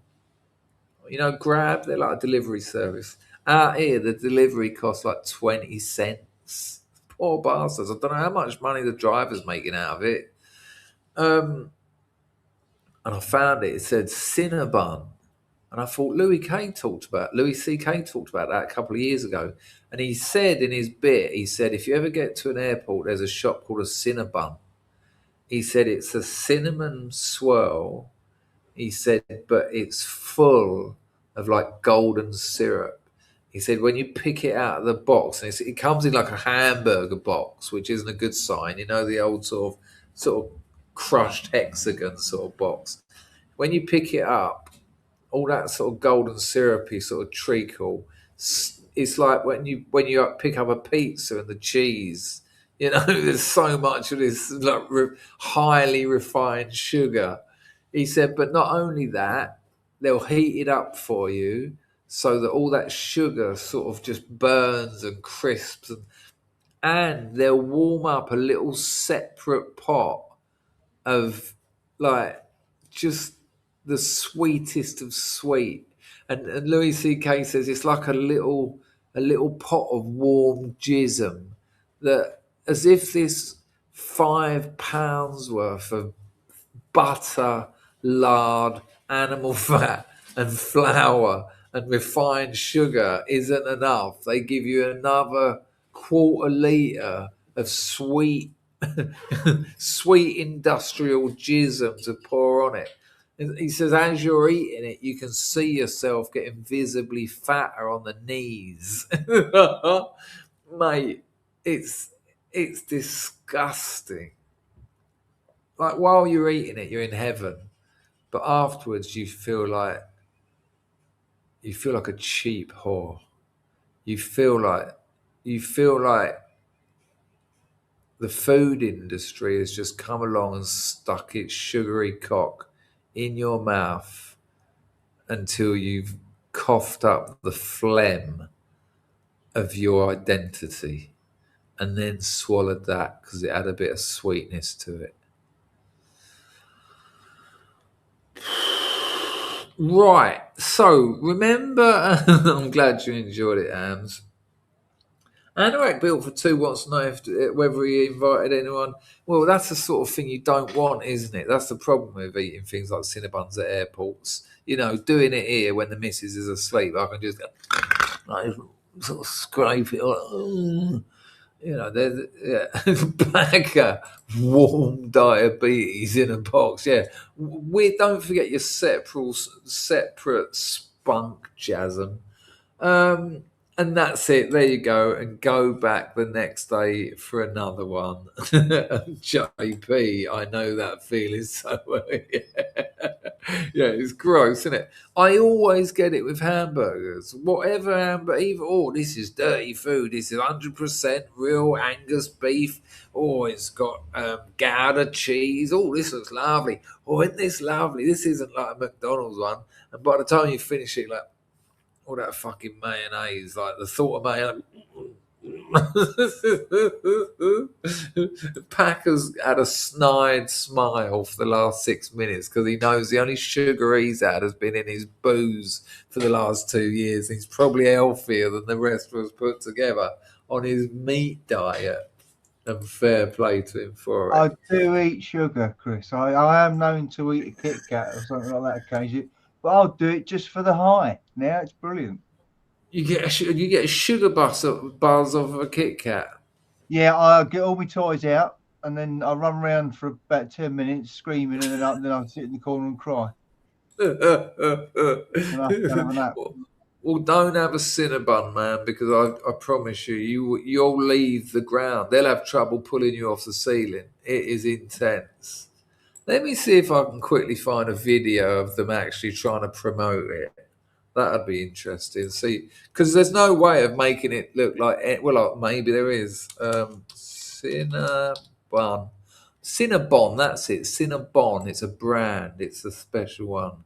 Oh, man, I'm looking at a pack of 20 of them. I could eat all of them.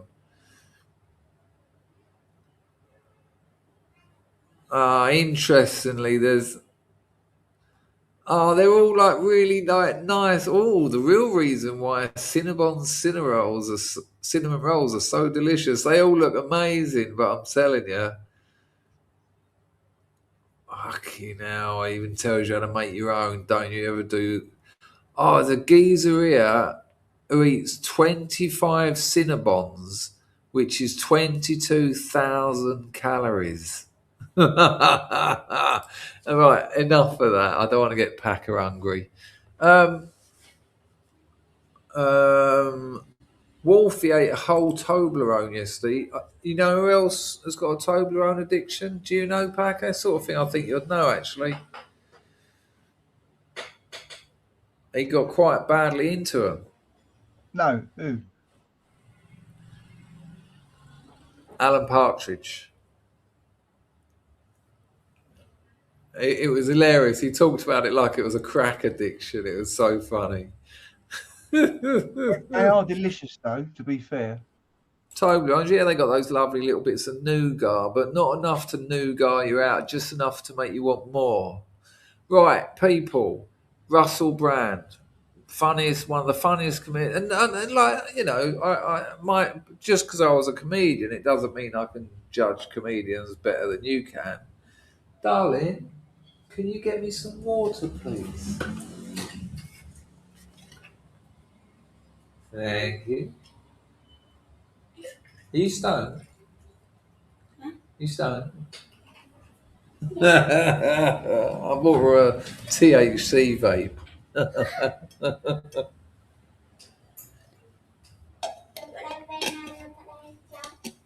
Dennis likes white Toblerones. Bit racist, isn't it, Dennis? Jesus. What's wrong with the mixed race ones? Right, Russell Brand, very funny. Go on, Packer. Sorry, I've got you turned down quiet. I said it's okay to like white Toblerones. There you go. It's okay to be white, be a white Toblerone.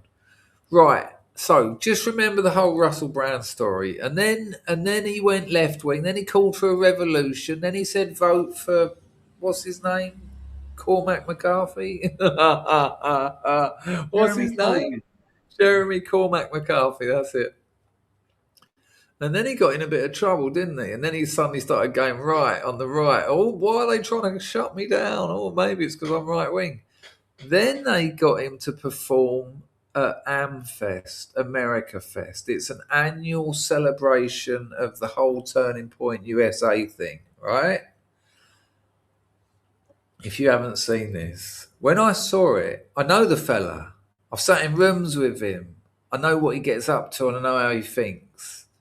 When I saw this, in my wildest dreams, I never thought he would go this far for whatever reasons. I couldn't believe it. I was like, this is like a dream. It's the sort of thing you see in a dream and wake up and go, fucking hell, I had this dream that Russell Brand.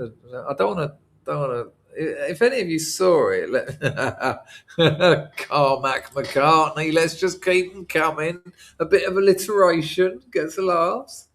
Giant Toblerones in Sweden, 3 foot long. That sounds more like a weapon than a chocolate treat. Right, so AmFest, America Fest. It's the Turning Point America annual party. You've had, who's that horrible little Jew? Ben Shapiro Jew. He comes on first and he has a pop at Tucker Carlson. Tucker Carlson, right? Ben Shapiro wasn't on. He wasn't scheduled to be on at AmFest. I told you this before. Remember, he wasn't on the list. And then when Shirley McCartney, when Charlie Kirk got murdered, allegedly Ben Shapiro donated a few mil to AmFest and was the keynote speaker, even though while Charlie Kirk was alive, he wasn't even a guest. It's amazing, isn't it? I mean, everyone knows that Shapiro's going right downhill anyway. Right, so Ben Shapiro and Tucker Carlson are having this falling out, which played out a little bit on stage. Shapiro goes first, Tucker Carlson goes second. Tucker Carlson wins it because he's just more likable than that whining little dwarf. And then Russell Brand comes on. Now, he's cracked a couple of jokes, but he's only been on for about 30 seconds. I haven't got it to a bit where the madness starts.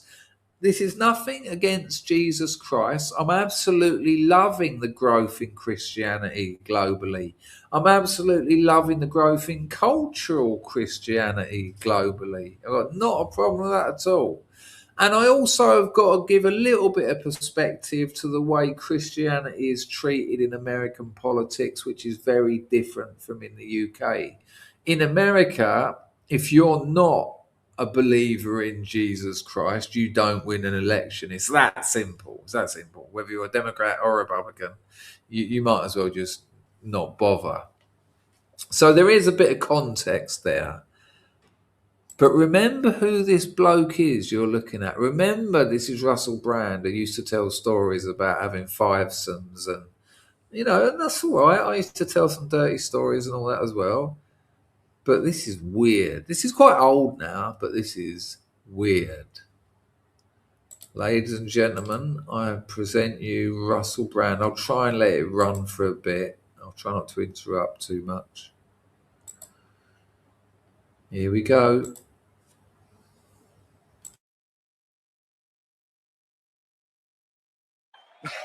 We are at AmFest. Merry Christmas to you. Praise the Lord. I got to tell you, I did not anticipate being between Ben Shapiro and Tucker Carlson at a moment where that don't seem like a good position to be. Oh, man, to you. Praise the Lord. Apologies, that's his one joke. So that was from the start of the video. I just want you to know I haven't curated this to make him look weird. So I'll just move it on a little bit so you don't have to suffer that again. But that's his one joke. Oh, I'm between two. Oh, it's like sex. Okay, well done. But praise the Lord and, well, check it. I did not anticipate being between Ben Shapiro and Tucker Carlson at a moment where that don't seem like a good position to be. Oh man, I'm so lucky that I've got Jesus. I'm so blessed that I've got Jesus. I'm so glad that I'm not responsible for this myself. I'm here to love you. I'm here to, as best as I can, in my crazy little accent, tell you that my life has been irrevocably changed, revolutionarily changed, inconceivably altered by the power of Christ Jesus. I want to share that with you. Do you know why I'm here? I better pray first in case I mess up. You know me, I'm done. Heavenly Father, would you guide my mouth? Would you guard my lips? Oh Lord, I bend my knee and my tongue will serve you, Heavenly Father.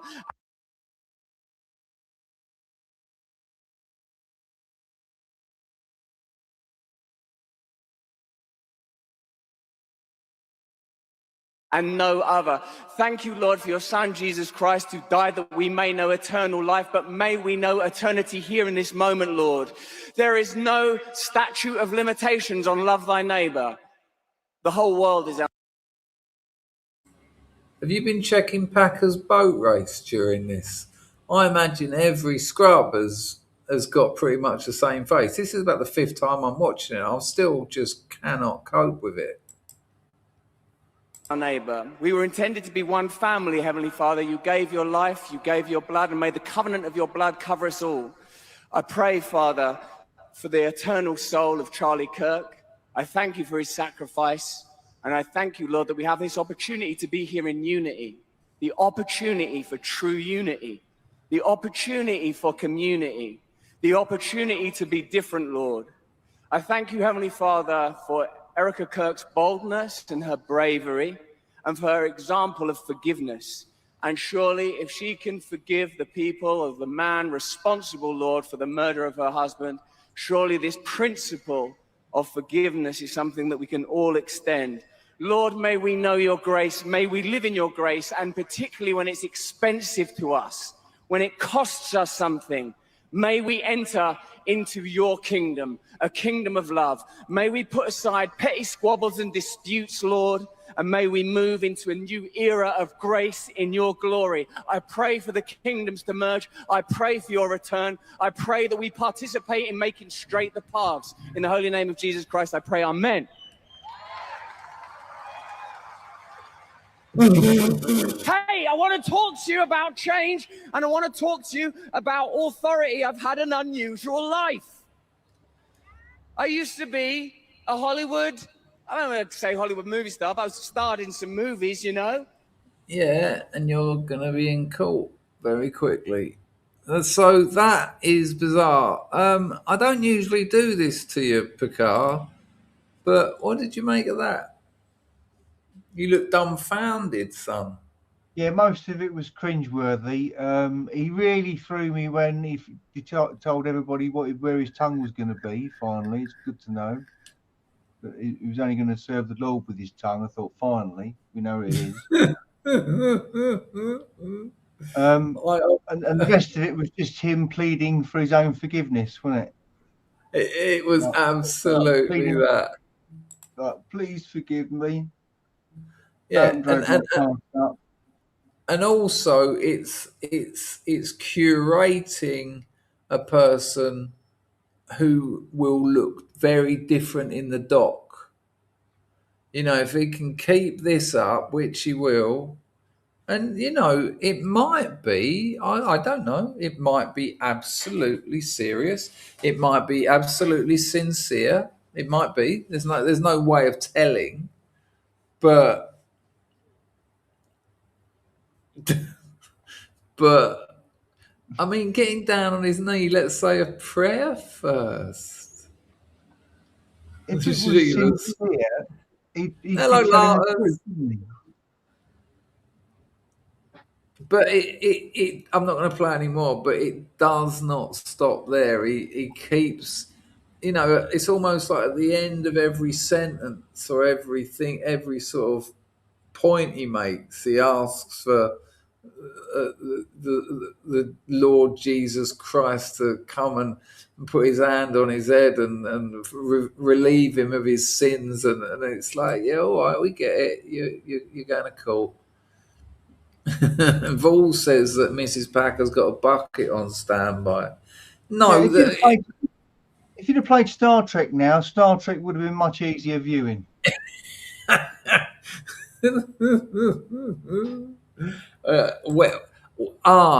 That ugly true fellow, mate, by the way, when does he start faith healing?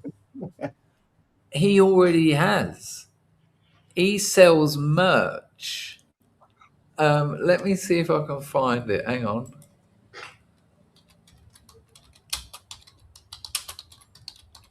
It's really bizarre shit. Like, it's like crystals and... Hang on.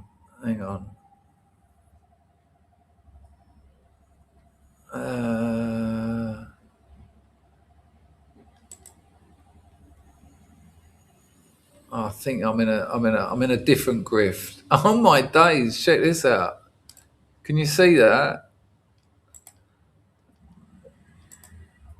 Is that on the screen? Hang on. No, it ain't. Hang on. This is on his website. I just found this.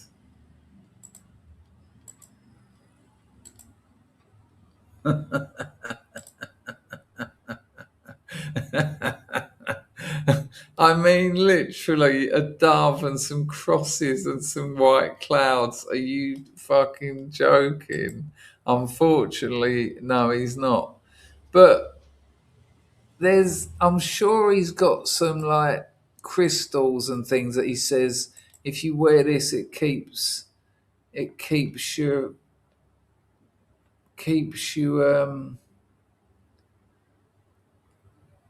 I don't know where that's all gone. Is it your chankra or something? Does it do something for you? Your chakras, you mean? Yeah, something like that, isn't it? I don't know. It all looks a little bit more religious than what I'm seeing here.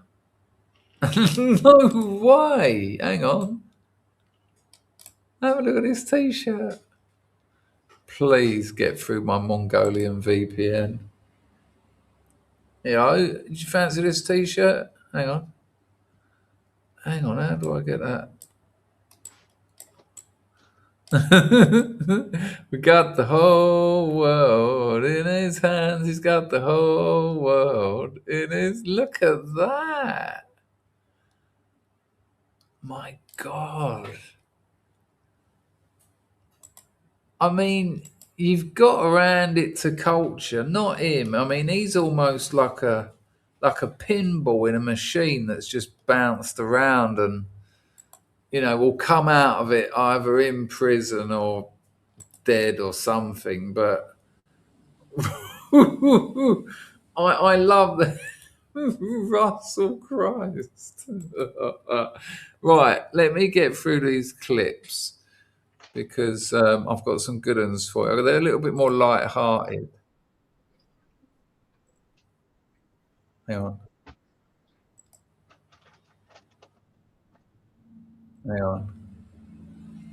Oh, you can't see it. Right, hang on. Right, I want to show you two videos. They're two videos of some women, right? I just want to show you a change in culture. So this is a channel that comes up quite a lot on my feed. Sorry about the small... My other monitor's tiny, but that's it, right? It's basically slags in public. I've got nothing against that. I quite like it. When I walk outside, I see that everywhere because I live in the middle of the red light district. I like it. I'm into lamb dressed as mutton. So have a little watch. Away, people. Don't do that. Let them out so we can all see. Yeah. Now, let's just watch what this video actually is. Because of the size of the penis, mine at the moment, because of the size of the screen, I don't know if I can just press play, but they basically, where does that come from in my vocab? They just dress a couple of women up in virtually nothing and put them in places where you wouldn't usually see them dressed like that. In England, anyway, out here, you see semi-naked women in the mini marts all the time because they all work round here. But here, look, let's see if this will play.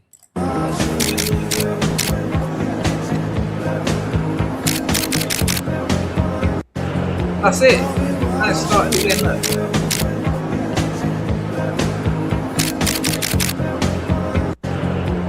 And it's on loop, right?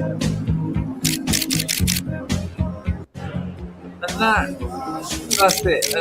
And you see that old fella in the background, that's quite typical of these videos as well. They particularly like other women being in the background, sort of looking at them as if to say, oh, you dirty horse.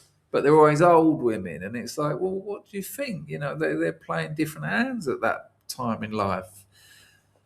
So this is how modern women are represented on institutions such as YouTube, and pushed in like I don't watch porn on my computer. I quickly put it on my computer because my missus will get it up on my phone if she's being demanding and I'm not interested. How about it? Look, watch this. But let's compare that with this from 1967. Good night, darling. Give us a kiss. No, what? Ask out loud. Say it. I love you. You didn't. You weren't saying that, though, were you? Oh, I thought you. She went like this. She went. Yay! Come on. Because the English people don't care about that sort of thing. I don't care. Give me a kiss. Quick. Good night. Right. 1967. I'm working. English not care. No, English not. Give me any money. Right, go. Check out this, people. Good night, my love. I'm writing tonight, so I won't be going to bed for a few hours. Thank you. What do you look for in a man physically? Well, I like a man to be bigger than me and to have a strong character. Somebody who has a stronger character than I have. Does he have to be a man with great big muscles and No. great big thighs and legs? No, I don't like a man. It's about a 50-year difference between these two videos, by the way, which is relevant. You know, half a century, a generation, perhaps.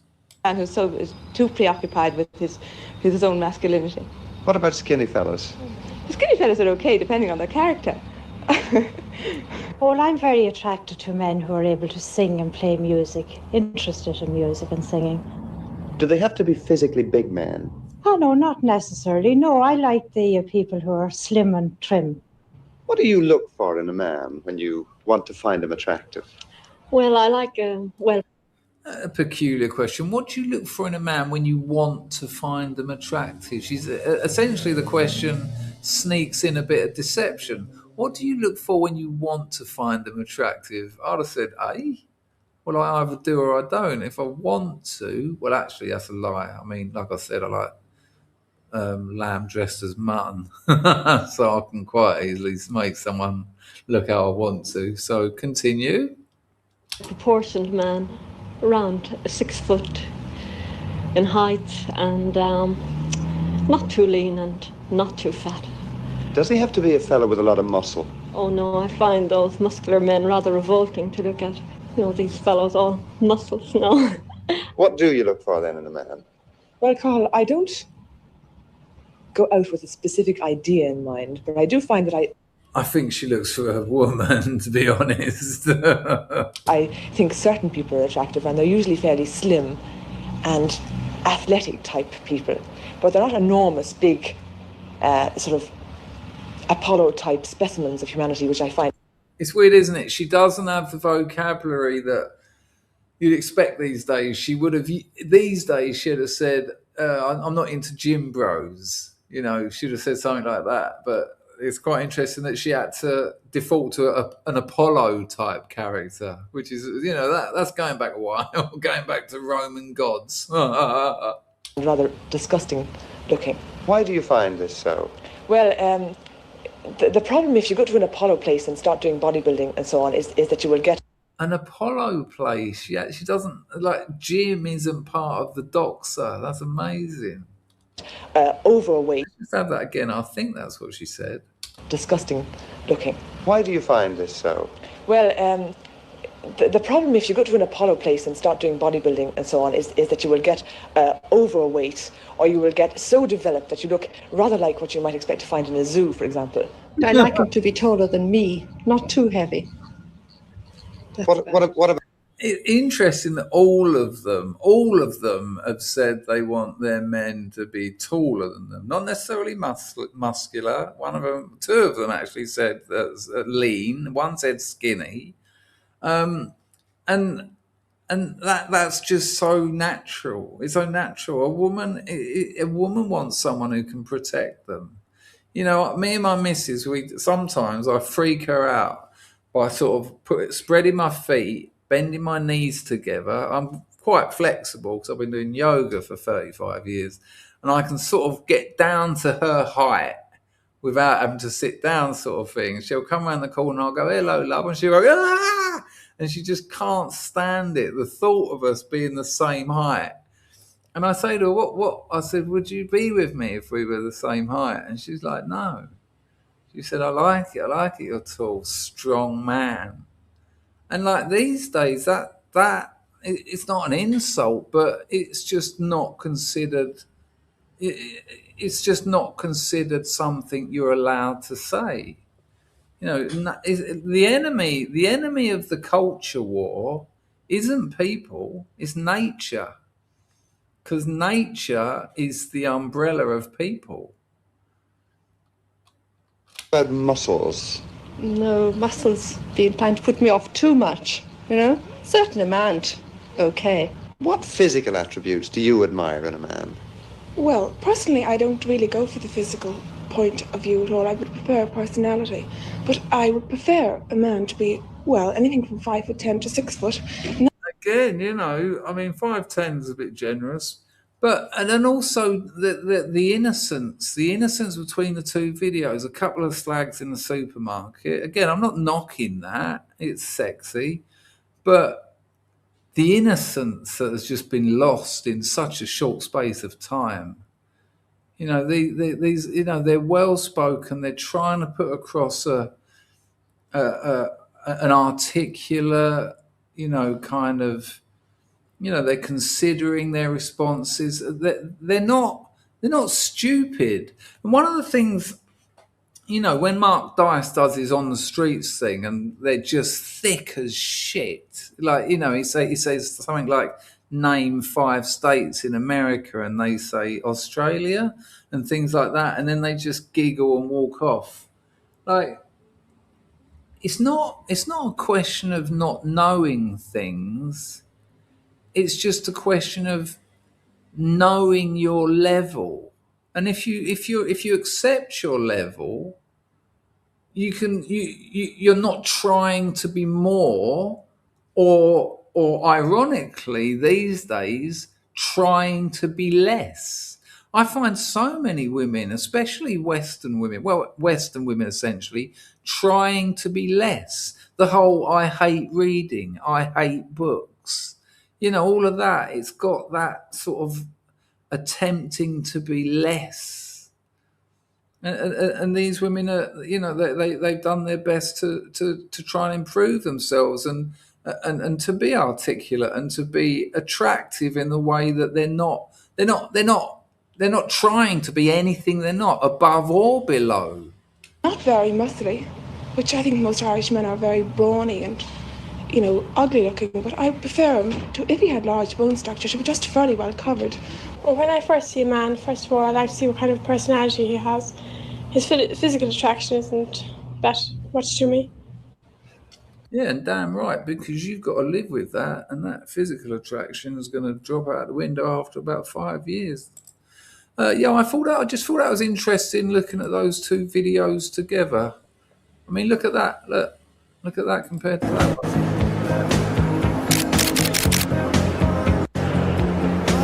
You know, it's interesting that they've even got that old-fashioned aperture sound. We're taking pictures of them. We're taking photos. We know you're not. It's a video on an iPhone or something. And they've just dubbed that over. That's not arbitrary. There's a reason for that. It's got that sort of sense of voyeurism about it. They're in a supermarket. It's a public place. Women usually dress up like this in the bedroom or in a porn movie. But click, click, click, click, click, click. We're looking at them. And again, I've got nothing against this, but comparing the two videos, that is a significant change in 50 years.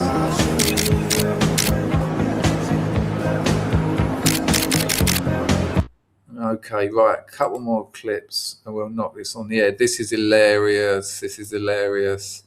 This is the fastest man in the world on two hands. Now, I know in the UK at the moment there's some kind of hoo-ha about not saying spastic or something. Now, I made a video and I've kept it up and it's called It's Good to Laugh at Spastics. And I also have written a short story on my Substack called 7 Spastics. And it's 7 true stories that happened to me involving spastics. And the point is, I will laugh at spastics. I will ridicule them. I will take the piss out of them because I want to treat them as normal. They spend their lives being looked after, being patronized. There's that famous thing, does he take sugar? And it's like, fucking hell, he's sitting there. Why don't you ask him? He might be able to blink, but at least he can tell you. So I'm not gonna sit in a room and take the piss out of 3 other people, as I am prone to do. And then this geezer here who lives like this in a wheelchair, and then just go and suddenly become a completely different person and say, how have you been getting on, Derek? You all right? Good. No. He has that all his fucking life. I'm gonna treat him exactly the same as I treat everyone else, with respect. But I like taking the piss out of people. It's a very working class thing, and it's a way of establishing trust. Can I take the piss out of you? Because you can take the piss out of me, and if we can, we've set a bar, we've set a level, we've said, look, we've said we're all right. And so anyway, I found this hilarious. Check some of this out. You wait till you see him go. He ain't that fast. That's what made me laugh. He's in the Guinness Book of Records as the fastest man on 2 hands. Check it. I study the best guys in the world, and I compete against the best guys in the world. It looks like he's been buried up to his waist on the racetrack, doesn't it? I'm sitting going, this is AI. The thing that does me, and there's a lot of stage illusionists that use people like this fella, because you can do some amazing things. The old cutting a woman in half, when they sort of whip a sword through some bloke and the 2 sexy nurses lift a geezer like this off. The audience are like, what the fuck? There's no mirrors here. What the what? But the problem I have, and it is my problem, I mean, trust me, he's got more than me, I'm sure. But what is down there? I mean, where's his kidneys, liver, intestines, penis, anus? I mean, it must be a chaos a catastrophe of a body of organs, and I can't help but think of that. And I know he is a person beyond that, but if I met him, I would say, listen, it's a pleasure to meet you because I've always wanted to know what the fuck is going on down there. What is it? Can you show me? I'd love to see. And I reckon they'd probably show me as well, because no one's ever asked him. They just go, "Oh, hello, James. What do you want pizza?" And he's probably thinking, "Don't these people ever think? Don't these people realise I've got no? I'm only 1/3 of a human body." Anyway, roll VT. It's perfectly in the world, and that's just how I see it. Go on, mate. I'm going to say it's a perfectly reasonable question, because just as long as you remember that above all that, he's a person. Yeah, right. There you go.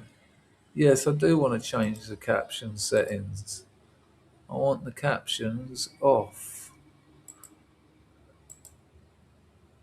Is that the captions? Annotations? Got to be in it. I had posted a video on my Instagram and I was running real fast. Like I did about 25 yards in only like 3-4 seconds. And they were just like, wow. And they were like, we think you could set a record. And I was like, sure, if you want me to try it. Guinness World Records is there. Everybody's there. Former Olympians, former world record holders are all there supporting me, hyping me up. Packers boat. Getting me going, and then I just took off, man.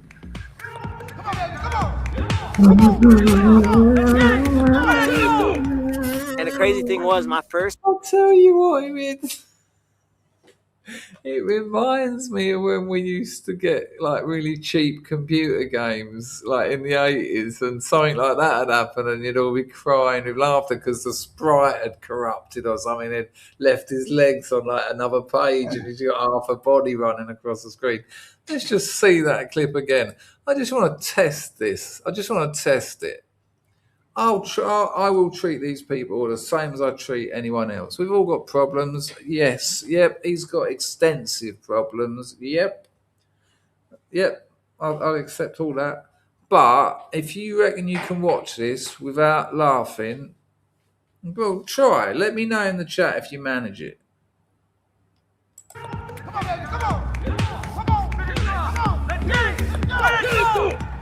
And the crazy thing was, my first one was actually faster than my second one. I was moving so fast that I slid into it and ducked under the sensor.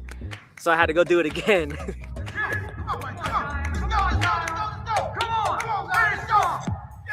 I was expecting, I was like, y'all don't understand. Like, I'm going to be... There you go. So that's the fastest man on two hands. I remember Doug Stanhope done this bit once, and he was doing this really long bit as Stanhope tended to do. Doug Stanhope, one of the best comics who ever lived, still performing today, but he's past his prime, and he's been a heavy drinker for all his life. So, you know, this is a geezer who grew up in AA because his mum was on the piss. They taught him to drink, really. But just as an aside, he was telling this story, and just as an aside, he said, he was talking about, I think he was talking about, you know, summer, coming to Texas and all that. And he went, you know, he goes, start of summer, you go down, you get on acid and go and watch the Paralympics. And just had me cracking up. Right. Let me check the donations. Nothing there. And nothing there. Okay, right. Last clip. One last clip. Oh, no, we've had that one. Ladies and gentlemen, we've reached the end. Someone in the chat. Next, who wants to suggest in the chat? Next person to suggest the outro tune, I'll play it. It's 2:30 a.m. Don't forget to press the like the video, people. Camper Van Jim Bob said he can't poo. Smash the like button.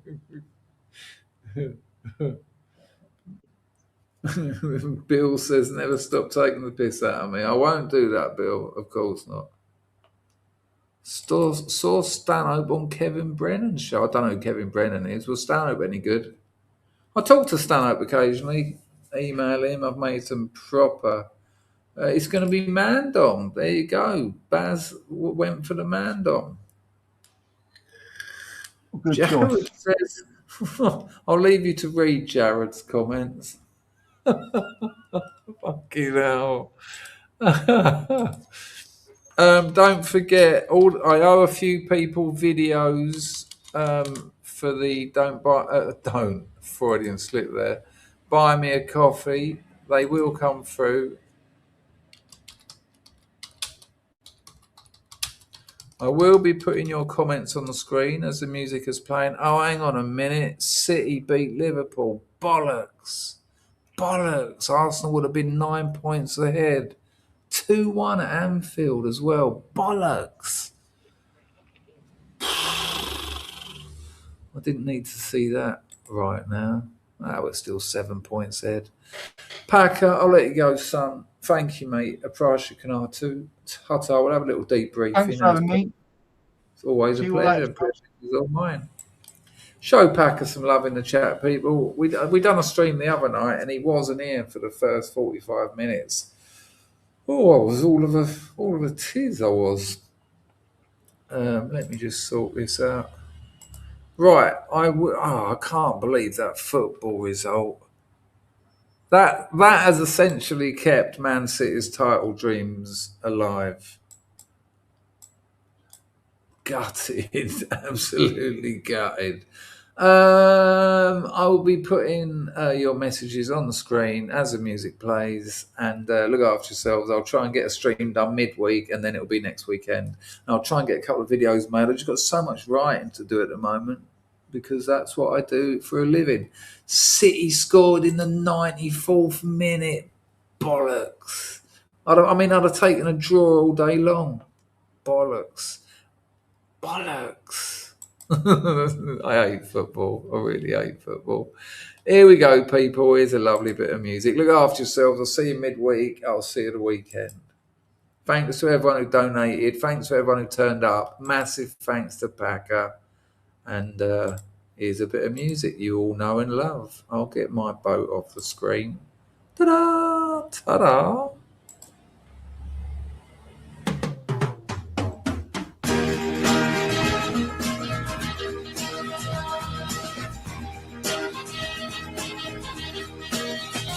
All the world loves a lover.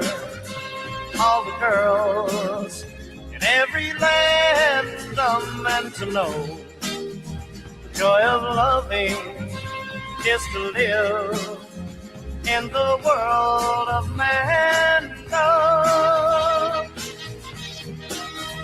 There's someone who's waiting for you.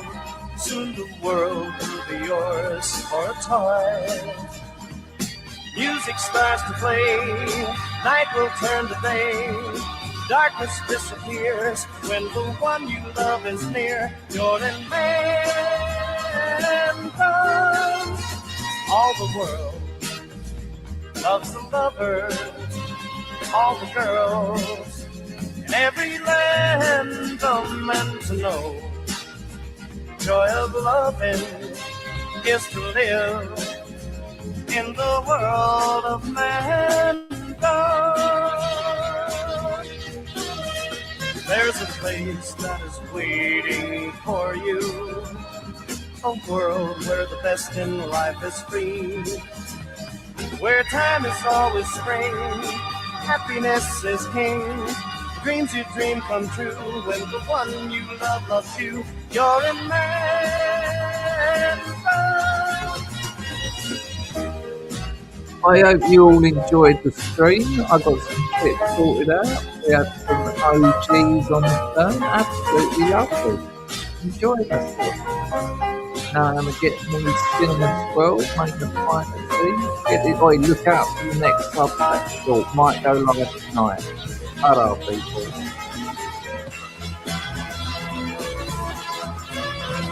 All the world loves a lover. All the girls in every land are meant to know. Joy of loving is to live in the world of mankind.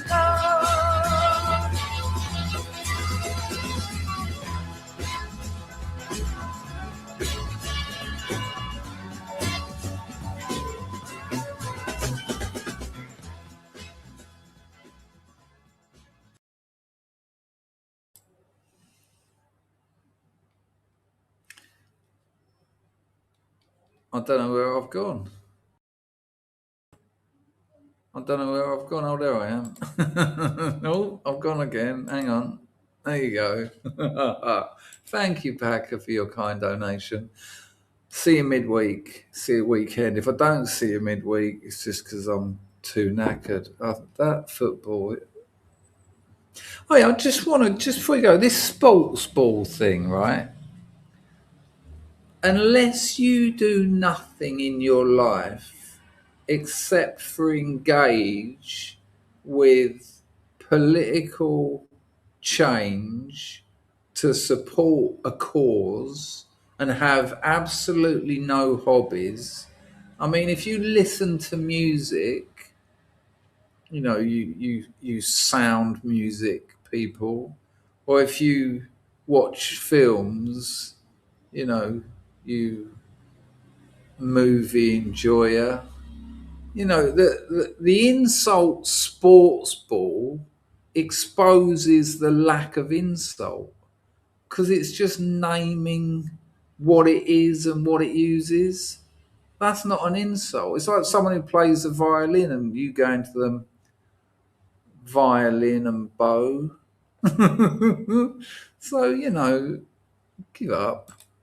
Thank you, Mega Essex Boy. Machano Prashanata Tutu, but I'm just closing up shop. You've kind of paid on the way out. Exactly that, Anorak. Exactly. You know, back 5 or 6 years ago when it was just, you know, I'd be watching 5 or 6 streams a day about nationalism and what's happening to England. Some of the most depressing years of my life. And that didn't work out well for the content or me. You know, I actually think having an enjoyable, you know, and COVID showed that to me. Having a community where you can actually catch up with people, trust people, know people, have an idea of what they think, and you know, there'll be a general level of respect is actually quite important.